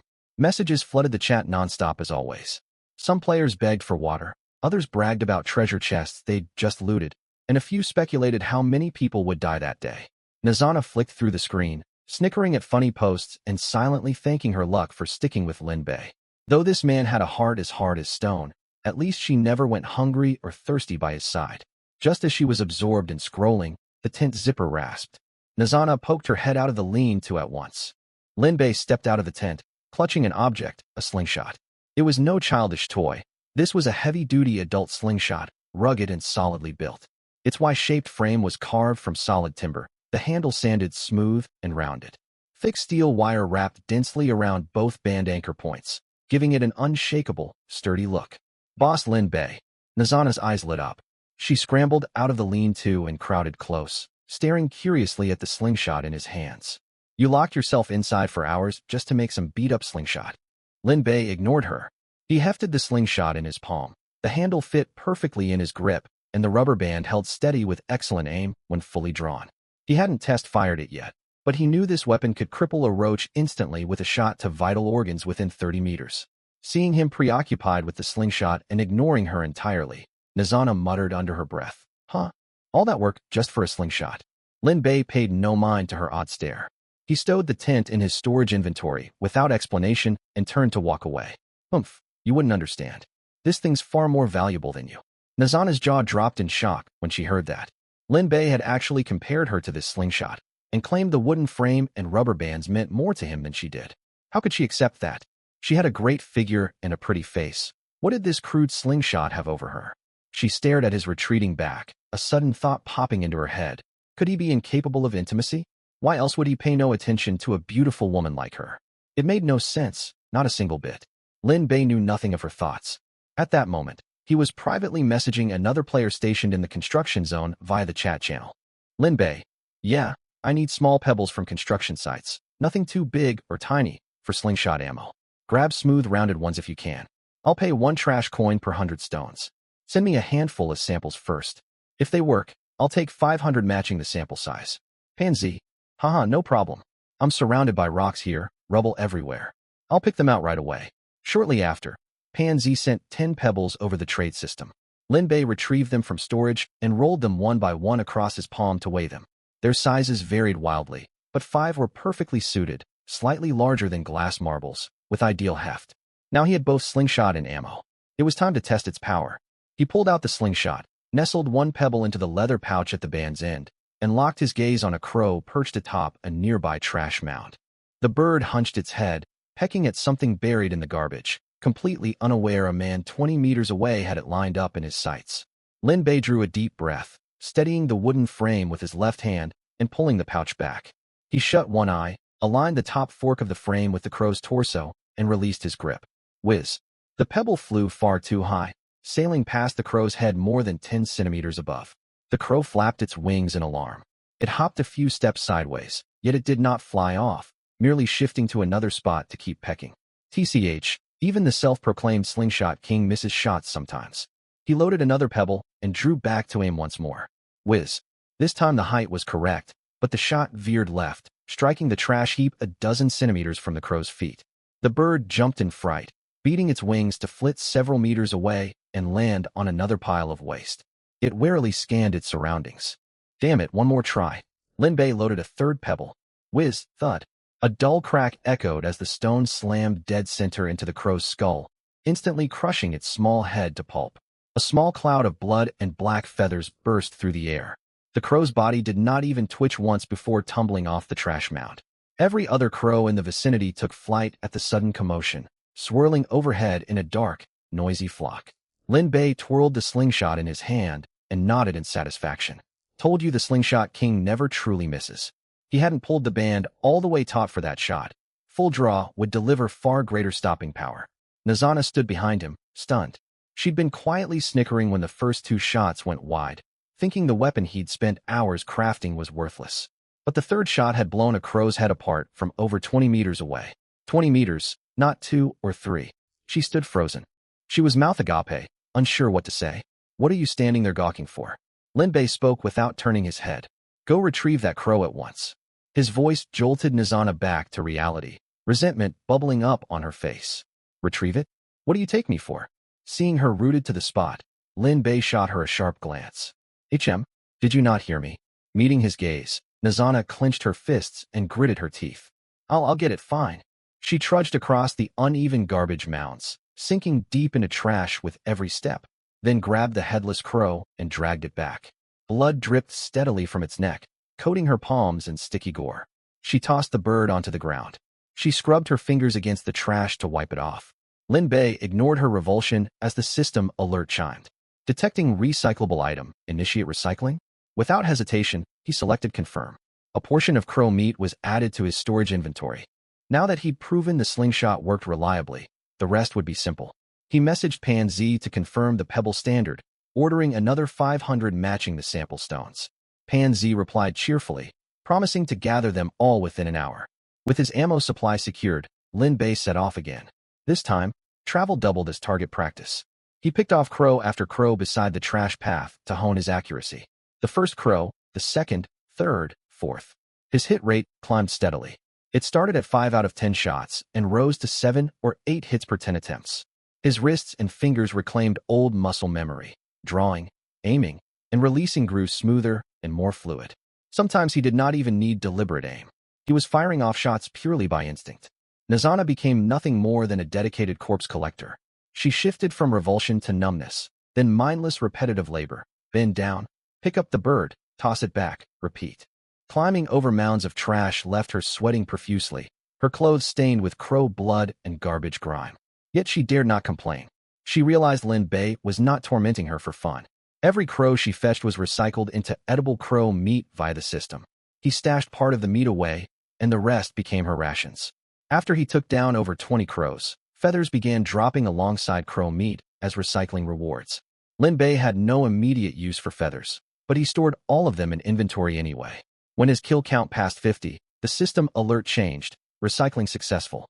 You have obtained blueprint ×1. A blueprint? Lin Bei opened his storage and tapped the newly appeared item icon.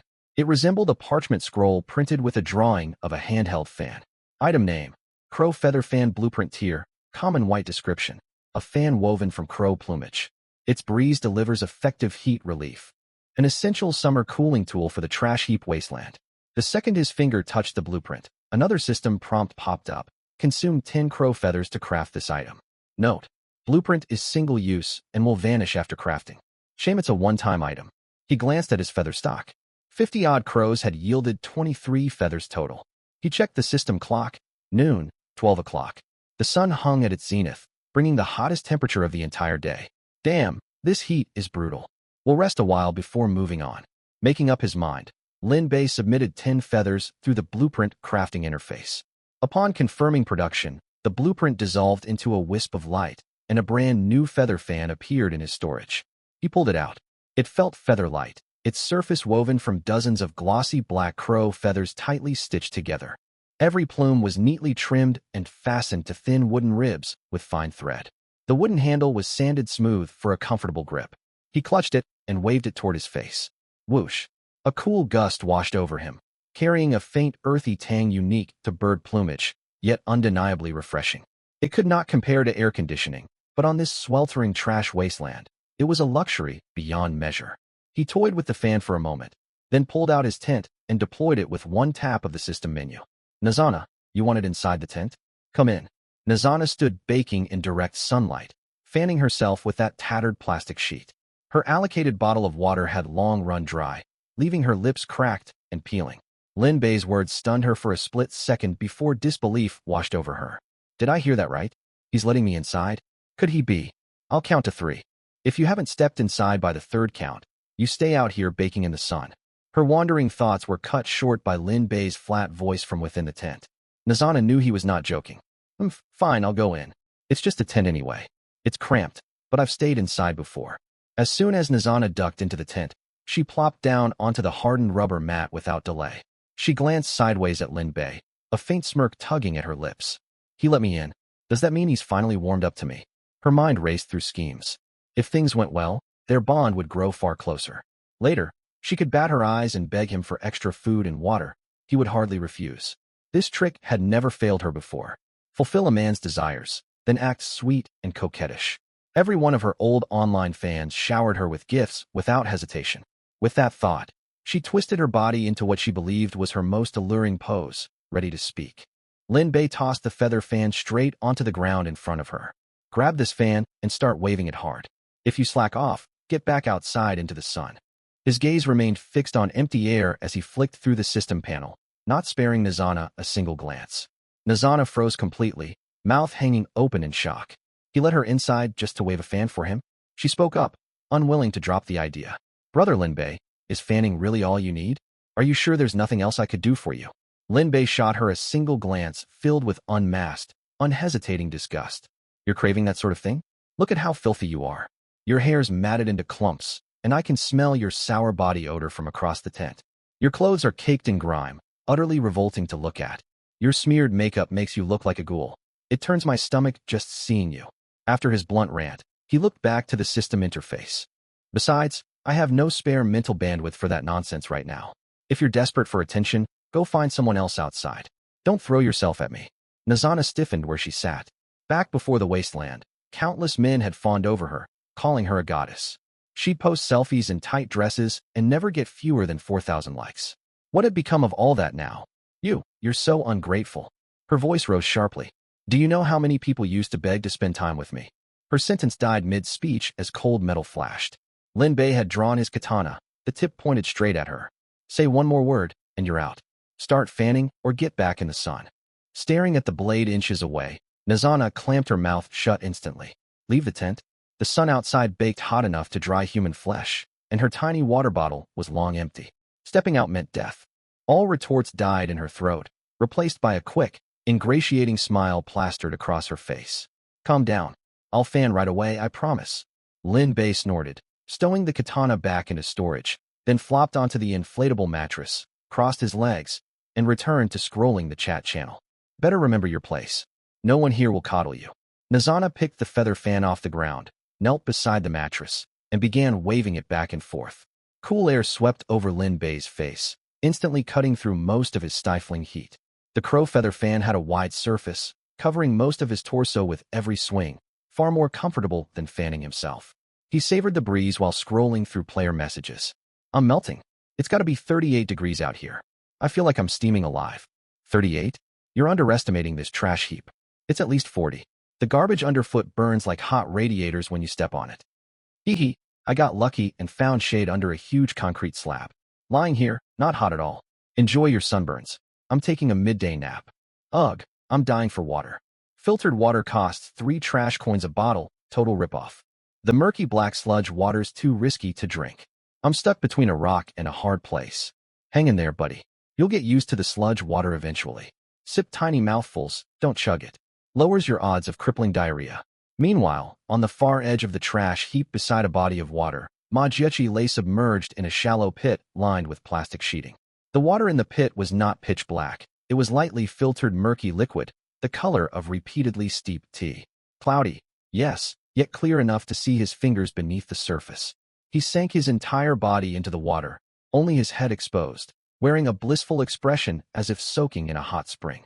He chuckled as wave after wave of heat complaints rolled across the chat channel. Sweltering? Good. If they weren't burning up, they'd never buy water off me. He scrubbed his arms, scraping layers of grime off his skin with his fingernails and letting it dissolve into the pool. Then he grabbed an empty plastic bottle, dipped it into the pit to fill it. He twisted the cap tight and listed it for sale on his personal player market stall. Majiechi, water. Clean, filtered water. 1 trash coin a bottle, selling cheap. Damn. Filtered water for just 1 trash coin? That's unbelievably generous. Boss Majiechi is awesome. At Majiechi, could you list more bottles? I want to stock up. This price is a steal. Majiechi, all right. I'm in a good mood today, so I'll put up more for you folks. Sniffles, Boss Majiechi is such a kind soul. Filtered water only costs 1 trash coin. I'm almost moved to tears. Huh. At Majiechi, why does this filtered water taste weird? It's a little salty, with some indescribable aftertaste. It's nowhere near as good as the 5 trash coin water I bought before. It really does taste off, but I can't put my finger on what's wrong. It just feels strange all around. Exactly. Compared to the filtered water Lin Bei sold before, this stuff tastes like foot wash. Instead of cooling me down, it's making me nauseous. Lying in a puddle, Majiechi saw the messages, rolled his eyes, and tapped rapidly on the virtual keyboard. Majiechi, you get what you pay for. Water for 1 trash coin, and you're complaining? This water doesn't judge you for being broke, yet you dare to judge its flavor. Sniffles, that actually makes sense. To make up for my complaints, I'll buy another bottle. At Majiechi, ignore all these nitpickers. Selling at this price is practically charity. Guys, anyone got paper? I need to poop badly. Paper? You really think you can get paper? Just grab some garbage to wipe with. I used a plastic bag yesterday. It's slippery, but gets the job done. Right? Have you forgotten where we are? Paper's a luxury item. If you want some, head to the trade market, 15 trash coins per roll. Do you even have that kind of money? Are you kidding me? Paper's that expensive? Costlier than the lousy water. 15 coins a roll? Is this paper made of gold? Inside the tent, Lin Bei lay back, enjoying the cool breeze fanned by Nizana while scrolling through the chat logs. He froze when he read the thread about the price of toilet paper. The reason was simple. A dull cramp twisted his stomach unpleasantly. He knew that sensation well, not the sharp pain of food poisoning, but the heavy, bloated ache that meant he needed to relieve himself. Lin Bei clutched his stomach and shifted position, his brows knitting tight. Damn it, the urge hit. I've got to buy a roll of paper. Holding his belly, Lin Bei's face scrunched up in agony as the dull ache grew stronger. Shit, I can't hold it any longer. If I wait, things are going to get messy. He quickly pulled up the trade platform and searched for toilet paper. The image showed an ordinary white roll marked at 15 trash coins. Without hesitation, he tapped purchase. 15 coins vanished from his account balance, leaving him with 20 remaining. Ugh, Lin Bei sucked in a sharp breath, clutching his stomach as he sat up. He glanced over at Nizana. Stay right here, don't sneak a peek outside. With that, he zipped open the tent flap and sprinted out, his Chelsea boots crunching across piles of trash as he ran. He found a secluded spot to squat down. Even mid-relief, he didn't forget to grab his water filter.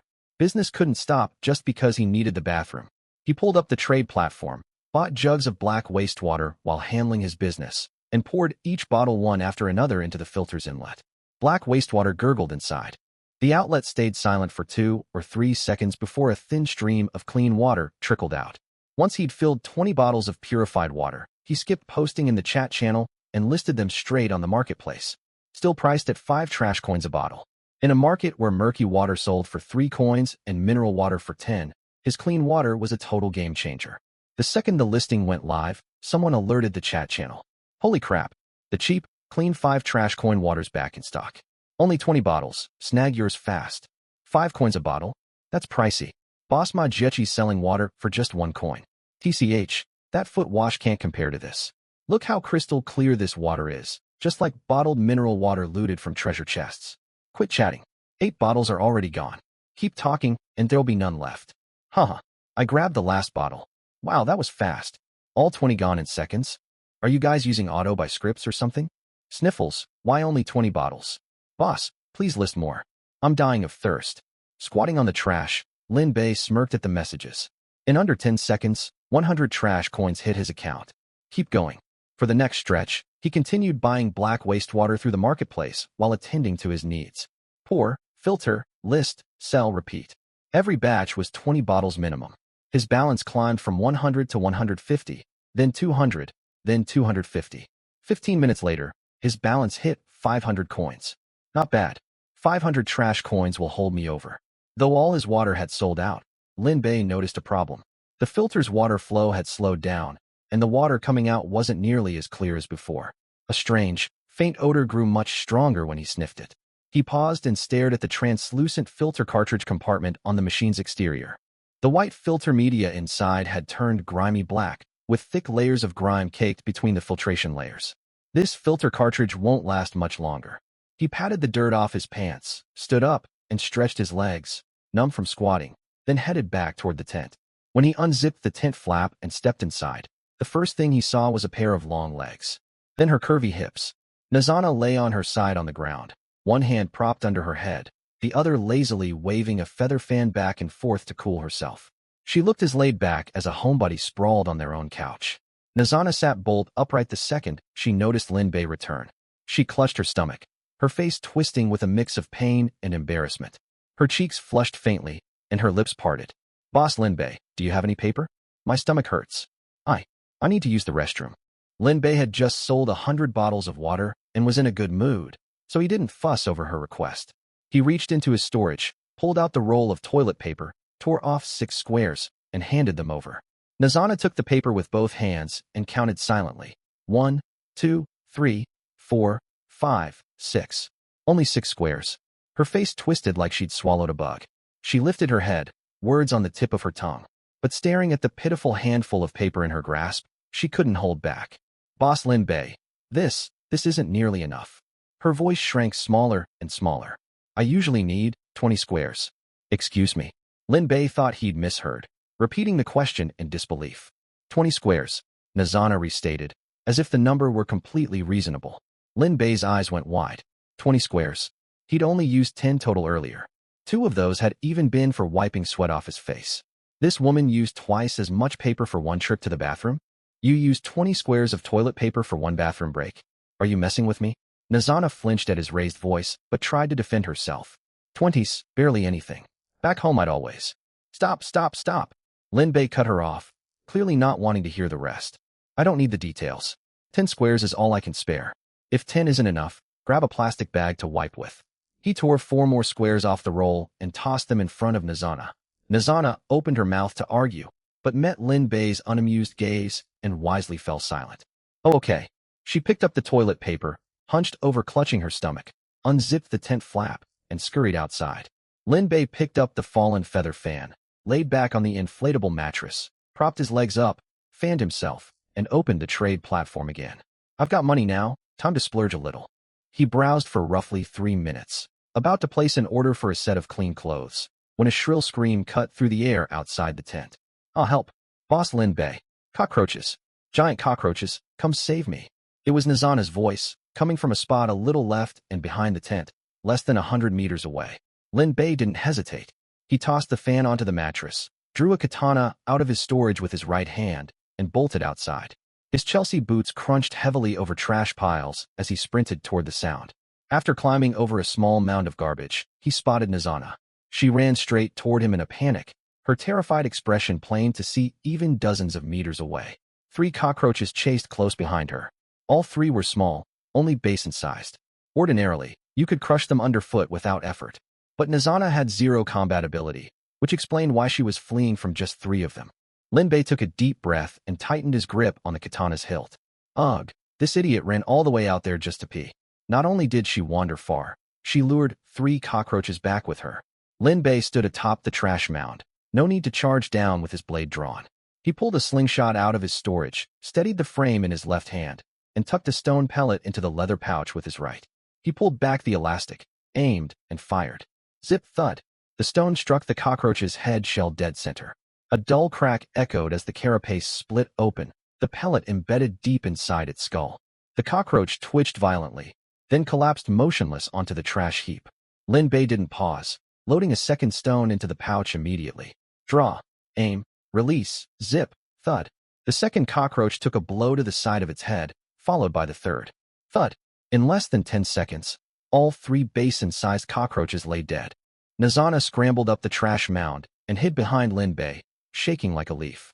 Her chest heaved wildly, lips pale, as she peeked past him down the slope. The 3 cockroach corpses lay still, one's legs twitching faintly. She swallowed hard, then sank onto the ground, tears spilling down her cheeks. Sniffles, Boss Lin Bei. Thank God you were here, otherwise I would've. Lin Bei ignored her rambling and strode down the trash slope to the 3 cockroach bodies. Recycling successful. You've obtained cockroach meat ×3. After collecting the loot, Lin Bei walked over to Nizana. Quit crying. They're just 3 cockroaches, nothing to fear. Next time you run into them, I don't want to see you losing your mind. You need to learn to. He was cut off mid-sentence when Nizana grabbed his wrist. Boss Lin Bei, we need to leave fast. Over there, there's a cockroach nest. They're swarming inside, at least a dozen of them. These 3 must have been out foraging and stumbled across me. We have to go before they notice us. A dozen cockroaches? Lin Bei's first instinct was to turn and run. A swarm that size charging together would spell disaster. But he froze a split second later. Run? Why would he run? He had a slingshot, plus a tent he could hide inside. His 3 perfect shots just proved the slingshot's deadly power within 30 meters. All he needed was a safe high vantage point. He could hide inside the tent and pick them off one by one from a distance. No close quarters danger, no unnecessary risk. Just wear them down slowly from afar. This supposed death trap of a cockroach nest? It was nothing but a monster spawner churning out resources. A smirk tugged at his lips as he turned to Nizana. Stay right here and don't move. I'll go retrieve the tent, then you show me where this nest is. I want to check it out. Nizana stared at him in shock, shaking her head frantically. No, boss, it's extremely dangerous over there. We need to get away right now. I'm not lying. I only glanced into the entrance and saw 7 or 8. There's definitely more inside. Let's go quickly. Enough talking. Wait for me here. Boss Lin Bei.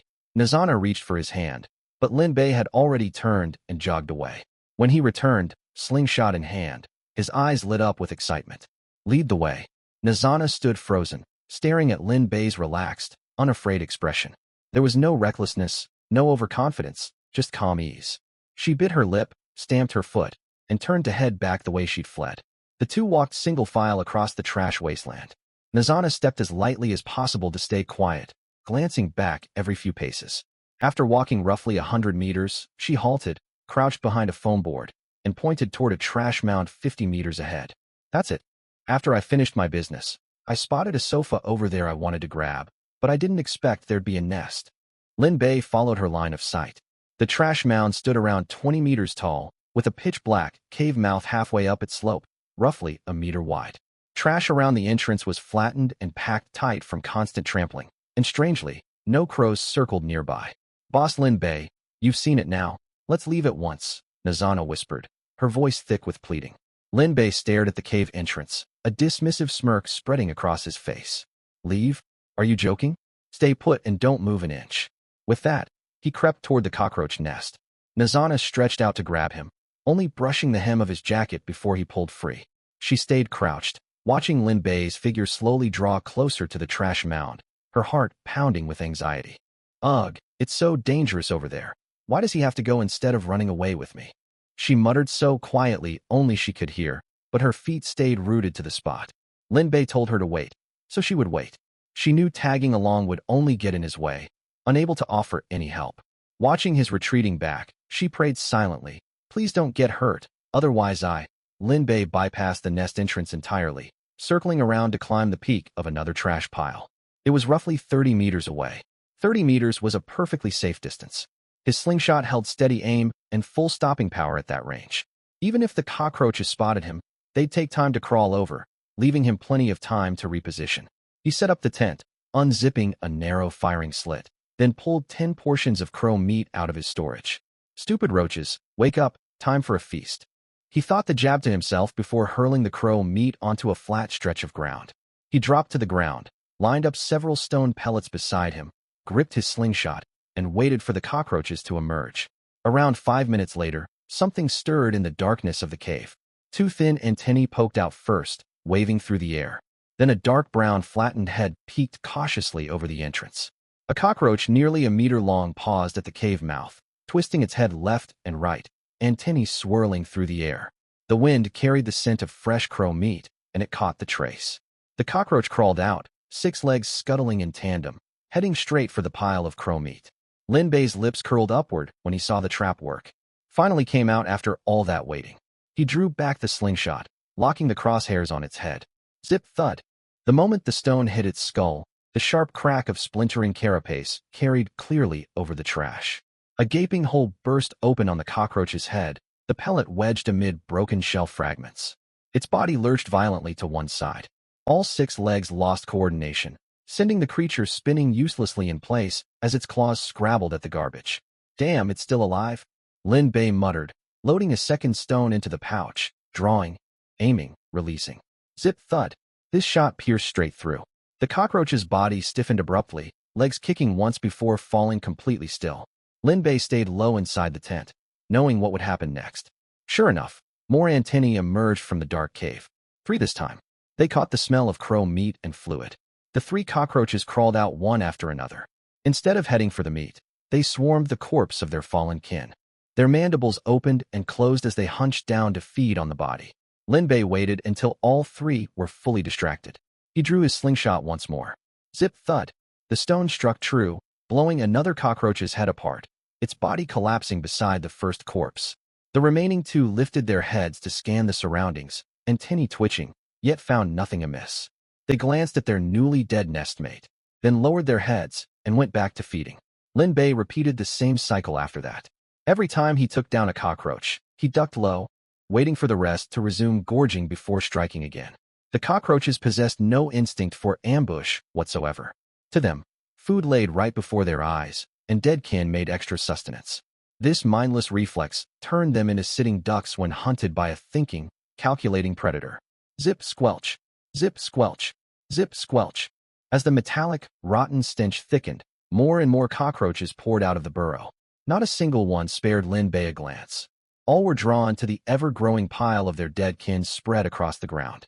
One after another, they joined this fatal feast. Nazana crouched far off, barely daring to breathe. Her fingers trembled nonstop for the first few minutes. Every time the slingshot twanged, she squeezed her eyes shut, terrified of seeing Lin Bei swarmed by the monsters. Yet when she peeked open her eyes, she froze. I can't believe it.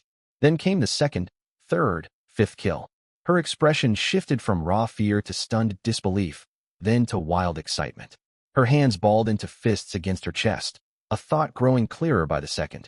This powerful ally, she had to cling to him no matter what, even if he scolded her every single day. Her gaze drifted back to Lin Bei's back. Most of the terror in her eyes faded, replaced by unshakable resolve. Nearly 2 hours slipped by. The flat stretch beneath the cockroach nest was carpeted with carcasses, at least 50 or 60 by a rough count. Shattered shell fragments littered the trash mounds. Green bodily fluid seeped into every crevice, and the air reeked with an acrid, choking rot. Several crows had landed on nearby garbage heaps without anyone noticing, yet they dared not draw near, as if intimidated by something unseen. Lin Bei waited 10 minutes inside his makeshift tent. Seeing no more cockroaches crawl out, he fired 3 stones straight into the opening. The pebbles clanged against hard chitin deep underground, followed by total silence. No movement. Could they all be dead? He stowed the slingshot, pulled his katana out of his inventory, and stood to trudge downhill. The sickly stench grew heavier with every step. Even after growing desensitized to all manner of foul odors in this dump, he still clamped a hand over his nose once he reached the mound of corpses. He stepped up to the nearest dead cockroach, and the system prompt popped into view. Detecting recyclable material. Initiate recovery? Recover. Recovery successful. Obtained. Cockroach meat times 1, cockroach shell times 3. Recovery successful by the time he finished circling the pile and returned to his starting spot. Nizana came sprinting over, gasping for breath. Sweat streaked her cheeks, and her eyes blazed with near-worshipful exhilaration. Lord Linbei, you're absolutely incredible. You took out so many cockroaches all by yourself. The second she reached him, she fawned relentlessly, speaking twice as fast as usual. Lord Linbei, are your arms sore? Should I massage them for you? Are you overheating? Let me fan you. Linbei ignored her, busy checking his haul inside the system inventory. Cockroach meat times 24, cockroach shell times 66, cockroach egg times 66, cockroach venom times 3, blueprint times 1. Item name, cockroach venom description, concentrated fluid refined from mutant cockroaches. Consuming it boosts constitution stat by 1 point for 10 full minutes. Note, while active, your tolerance to harsh environments and wound recovery speed are both significantly increased. Item name, cockroach carapace armor crafting blueprint tier, green description, protective armor forged from cockroach shells, covering the chest, forearms, and thighs. Set bonus ability, spend 10 HP to deploy 6 retractable razor claws mounted on the back. The claws can slash enemies within melee range, or drag against the ground to boost movement speed for chasing foes or fleeing combat. Effect lasts 30 minutes with no cooldown. You may reactivate it by expending HP once the duration ends. Crafting materials required. Cockroach shell times 30 note. This blueprint is a one-time consumable. Linbei read the full description twice from start to finish. Fantastic loot. All of this is invaluable. A single point of constitution from the venom sounded modest, but the secondary effect made it priceless. Heightened environmental resistance and accelerated healing, functioning as a potent recovery serum. As for the cockroach armor, its value spoke for itself. Once crafted, he would no longer fight unarmored. Facing future mutated beasts, he could battle boldly without hesitation out of fear of injury. Without a moment's delay, Linbei tapped the craft button. 30 cockroach shells vanished from his inventory grid, the blueprint dissolved, and a new icon appeared. A neatly folded set of dark brown carapace armor. He tapped the icon, and 2 small words popped up beside it. Equip. How user-friendly, Linbei muttered to himself. He'd assumed he would need to put each piece on one by one, so the system skipping that tedious step saved him plenty of trouble. He selected Equip, and the armor materialized on his body in an instant. The armor bore a deep umber hue, covered in fine, uneven textured ridges that felt smooth yet rock-hard to the touch. The breastplate was a single curved sheet of chitin molded to the ribcage and sternum, stretching from beneath his collarbones down to his lower abdomen. The bracers wrapped tightly from wrist to elbow, leaving full range of motion for his hands. Thigh guards shielded the front and sides of his legs, covering everything from above the knees to the hip bones, while his knees and calves remained exposed. The most striking feature sat on his back. 6 folded razor claws pressed flush against the rear plate, each roughly as long as an adult human forearm. When retracted, they blended into the armor's ridges, easy to mistake for mere decorative detailing if one did not look closely. Linbei rolled his shoulders and hopped in place twice. The armor weighed far less than he'd anticipated. It barely restricted his movement at all. He practiced several sword swings. The breastplate and shoulder joints slid without friction, and the bracers never cramped his wrist mobility. Not bad at all, really great. As he stared down at the armor covering his frame, a sudden thought crossed his mind. This full set was crafted via blueprint, while his reforging system restored discarded junk. Could it rework gear created by the system itself? If possible, what would become of this green tier armor after one reforging? Would its quality rank rise? Would its protective coverage expand? Or would it unlock a brand new skill? Filled with eager curiosity, he turned to Nizana with a faint smile. Nizana, I'll send you a friend request. Accept it. Then put on this armor for an experiment I want to run. Huh. Nizana, who'd still been showering him with compliments, stared back utterly confused. You want me to wear it? Lord Linbei, are you joking? What kind of experiment are you planning anyway? Ding. Linbei has sent you a friend request. Accept? Nizana froze, eyes fixed on the floating text hovering before her, mouth hanging slightly agape. Linbei had added her as a friend, the same man who'd called her dirty, foolish, and nothing but a winner. And now he'd reached out to connect with her voluntarily. He actually sent me a friend request. Her voice came out barely above a whisper. Does this mean he's finally acknowledged me? I'm so touched. Nizana, What are you spacing out for? Lin Bei's voice cut through her daze, edged with impatience. Hurry and accept my friend request. Jolted back to reality by his sharp tone, Nizana fumbled to tap accept. The second the request went through, another system alert flashed. Lin Bei has gifted you the cockroach carapace armor. Put the armor on. I need to test something. A flicker of unease stirred inside Nizana, yet she chose not to press for details. She knew asking questions would get her nowhere, so she opened her inventory and tapped the armor icon, revealing the equip prompt beside it. She selected the option, and the full set materialized over her body instantly. The armor fit her frame completely differently from how it suited Lin Bei. The breastplate automatically reshaped its curve to contour her figure, the rigid chitin cinching tight to accentuate her waistline. Nizana glanced down at herself and spun once on the spot. Before she could marvel at how perfectly it fit, she looked up to see Lin Bei draw his katana. Stand still and don't move, Lin Bei ordered, stepping 2 paces closer with the blade in hand, his tone flat and neutral. I'm testing the armor's defensive strength. If you flinch and make me miss, I won't take responsibility for any cuts. Nizana's excitement instantly melted into stark terror. She stumbled backward 2 steps, waving her hands frantically in front of her torso. Lord Lin Bei, you aren't seriously going to. She never finished her sentence before Lin Bei cut her off, annoyed. Stay put. Didn't you say you'd do anything as long as I don't drive you away? Right now I just need to test this armor. Don't twitch, or I can't guarantee where the blade lands. Tears welled up in Nizana's eyes at his words. She would obey him, but standing motionless while someone swung a sword at her was more than she could bear. Seeing her miserable, teary-eyed expression, Lin Bei softened his tone a little. What are you scared of? This is green tier armor, and my katana has no quality rating. Relax, I won't strike with full force, just carve a few shallow marks into the plating. Her rigid posture eased slightly at his reassurance. She squeezed her eyes shut tight, her lips trembling, her voice thick with suppressed sobs. Promise you won't hurt me, okay? Lin Bei ignored her plea. Gripping the hilt firmly, he twisted his wrist and slashed horizontally at her waist. He only used 30% of his strength, purely for safety. Thud. The blade collided with the chitin armor with a dull, heavy thud. It felt like cleaving a kitchen knife into thick, hard plastic.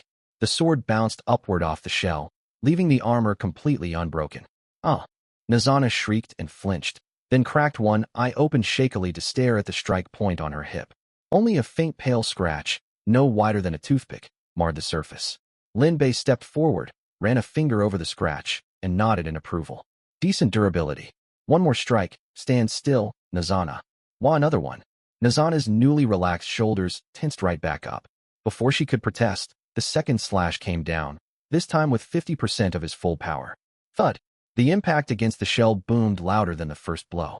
The blade skidded half an inch sideways on contact, carving a far more noticeable pale white streak. Ah! Nizana screamed again, opening her eyes to inspect the fresh mark on her waist. I'm fine though. Lin Bei leaned in to run his finger over the new scratch. It cut deeper than the last, yet the armor sustained 0 actual damage. Good, one final test strike. All right, bring it on. This time Nizana did not whine or shake, watching the blade in his hand with unexpected calm. Thud. The third slash landed at 80% strength, aimed at her lower abdomen. The recoil from the blow traveled up the hilt and into Lin Bei's palm, numbing the base of his thumb slightly. The sword bounced violently off the armor, leaving the deepest pale indentation of the 3, yet nothing more. Lin Bei traced the thickest scratch with his fingertip, then ran his palm across the unbroken surrounding chitin. That's enough testing. The verdict was clear. This unranked katana might as well be a wooden stick against the cockroach armor set. Even 80% power bounced the blade cleanly. A full-strength swing would only send the sword flying, possibly injuring his own wrist in the process. Nizana exhaled a huge breath of relief at his words, brushing a hand over the deepest scratch on her stomach plating. After confirming her skin beneath the armor remained unharmed, she wiped away the unshed tears clinging to her lash line. All right, Nizana, take the armor off and send it back to me.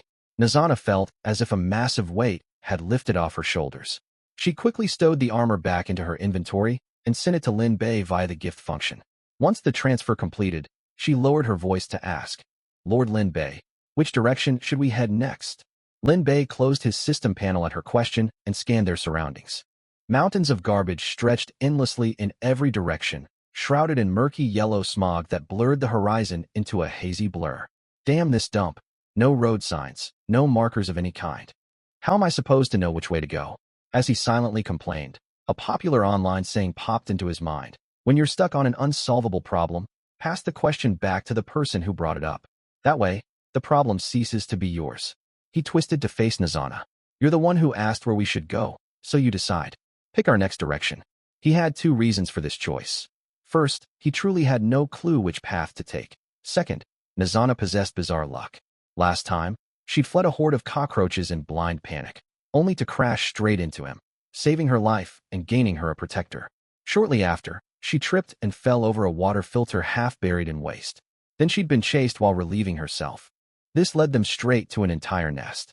That nest let him slay over 50 roaches, dropping this full armor set and piles of valuable materials. Every disaster for her translated into massive gains for him. The water filter was her find, the cockroach nest discovered by her, and even the raw materials for this armor traced back to her accidental misfortune. Her bad luck acted like a compass. Wherever she stumbled into trouble, valuable resources waited. Huh? Nizana gaped at him, utterly stunned. She never imagined the man who treated her like a sidekick would let her choose their path forward. She stared at Lin Bei for several long seconds, verifying he was not mocking her, swallowed hard, and glanced nervously out at the endless waste mounds. Every direction looked identical, trash heaps stacked atop one another, crows circling overhead, flies buzzing nonstop. I can't even tell east from west, and Lord Lin Bei's letting me pick our route? Is he being serious? He doesn't seem to be joking, though. Oh well, no use overthinking. If he wants me to choose, I'll just point at random. She lifted a hand, twirled her index finger through the air twice, then squeezed her eyes shut and jabbed blindly toward one stretch of garbage hills. That way.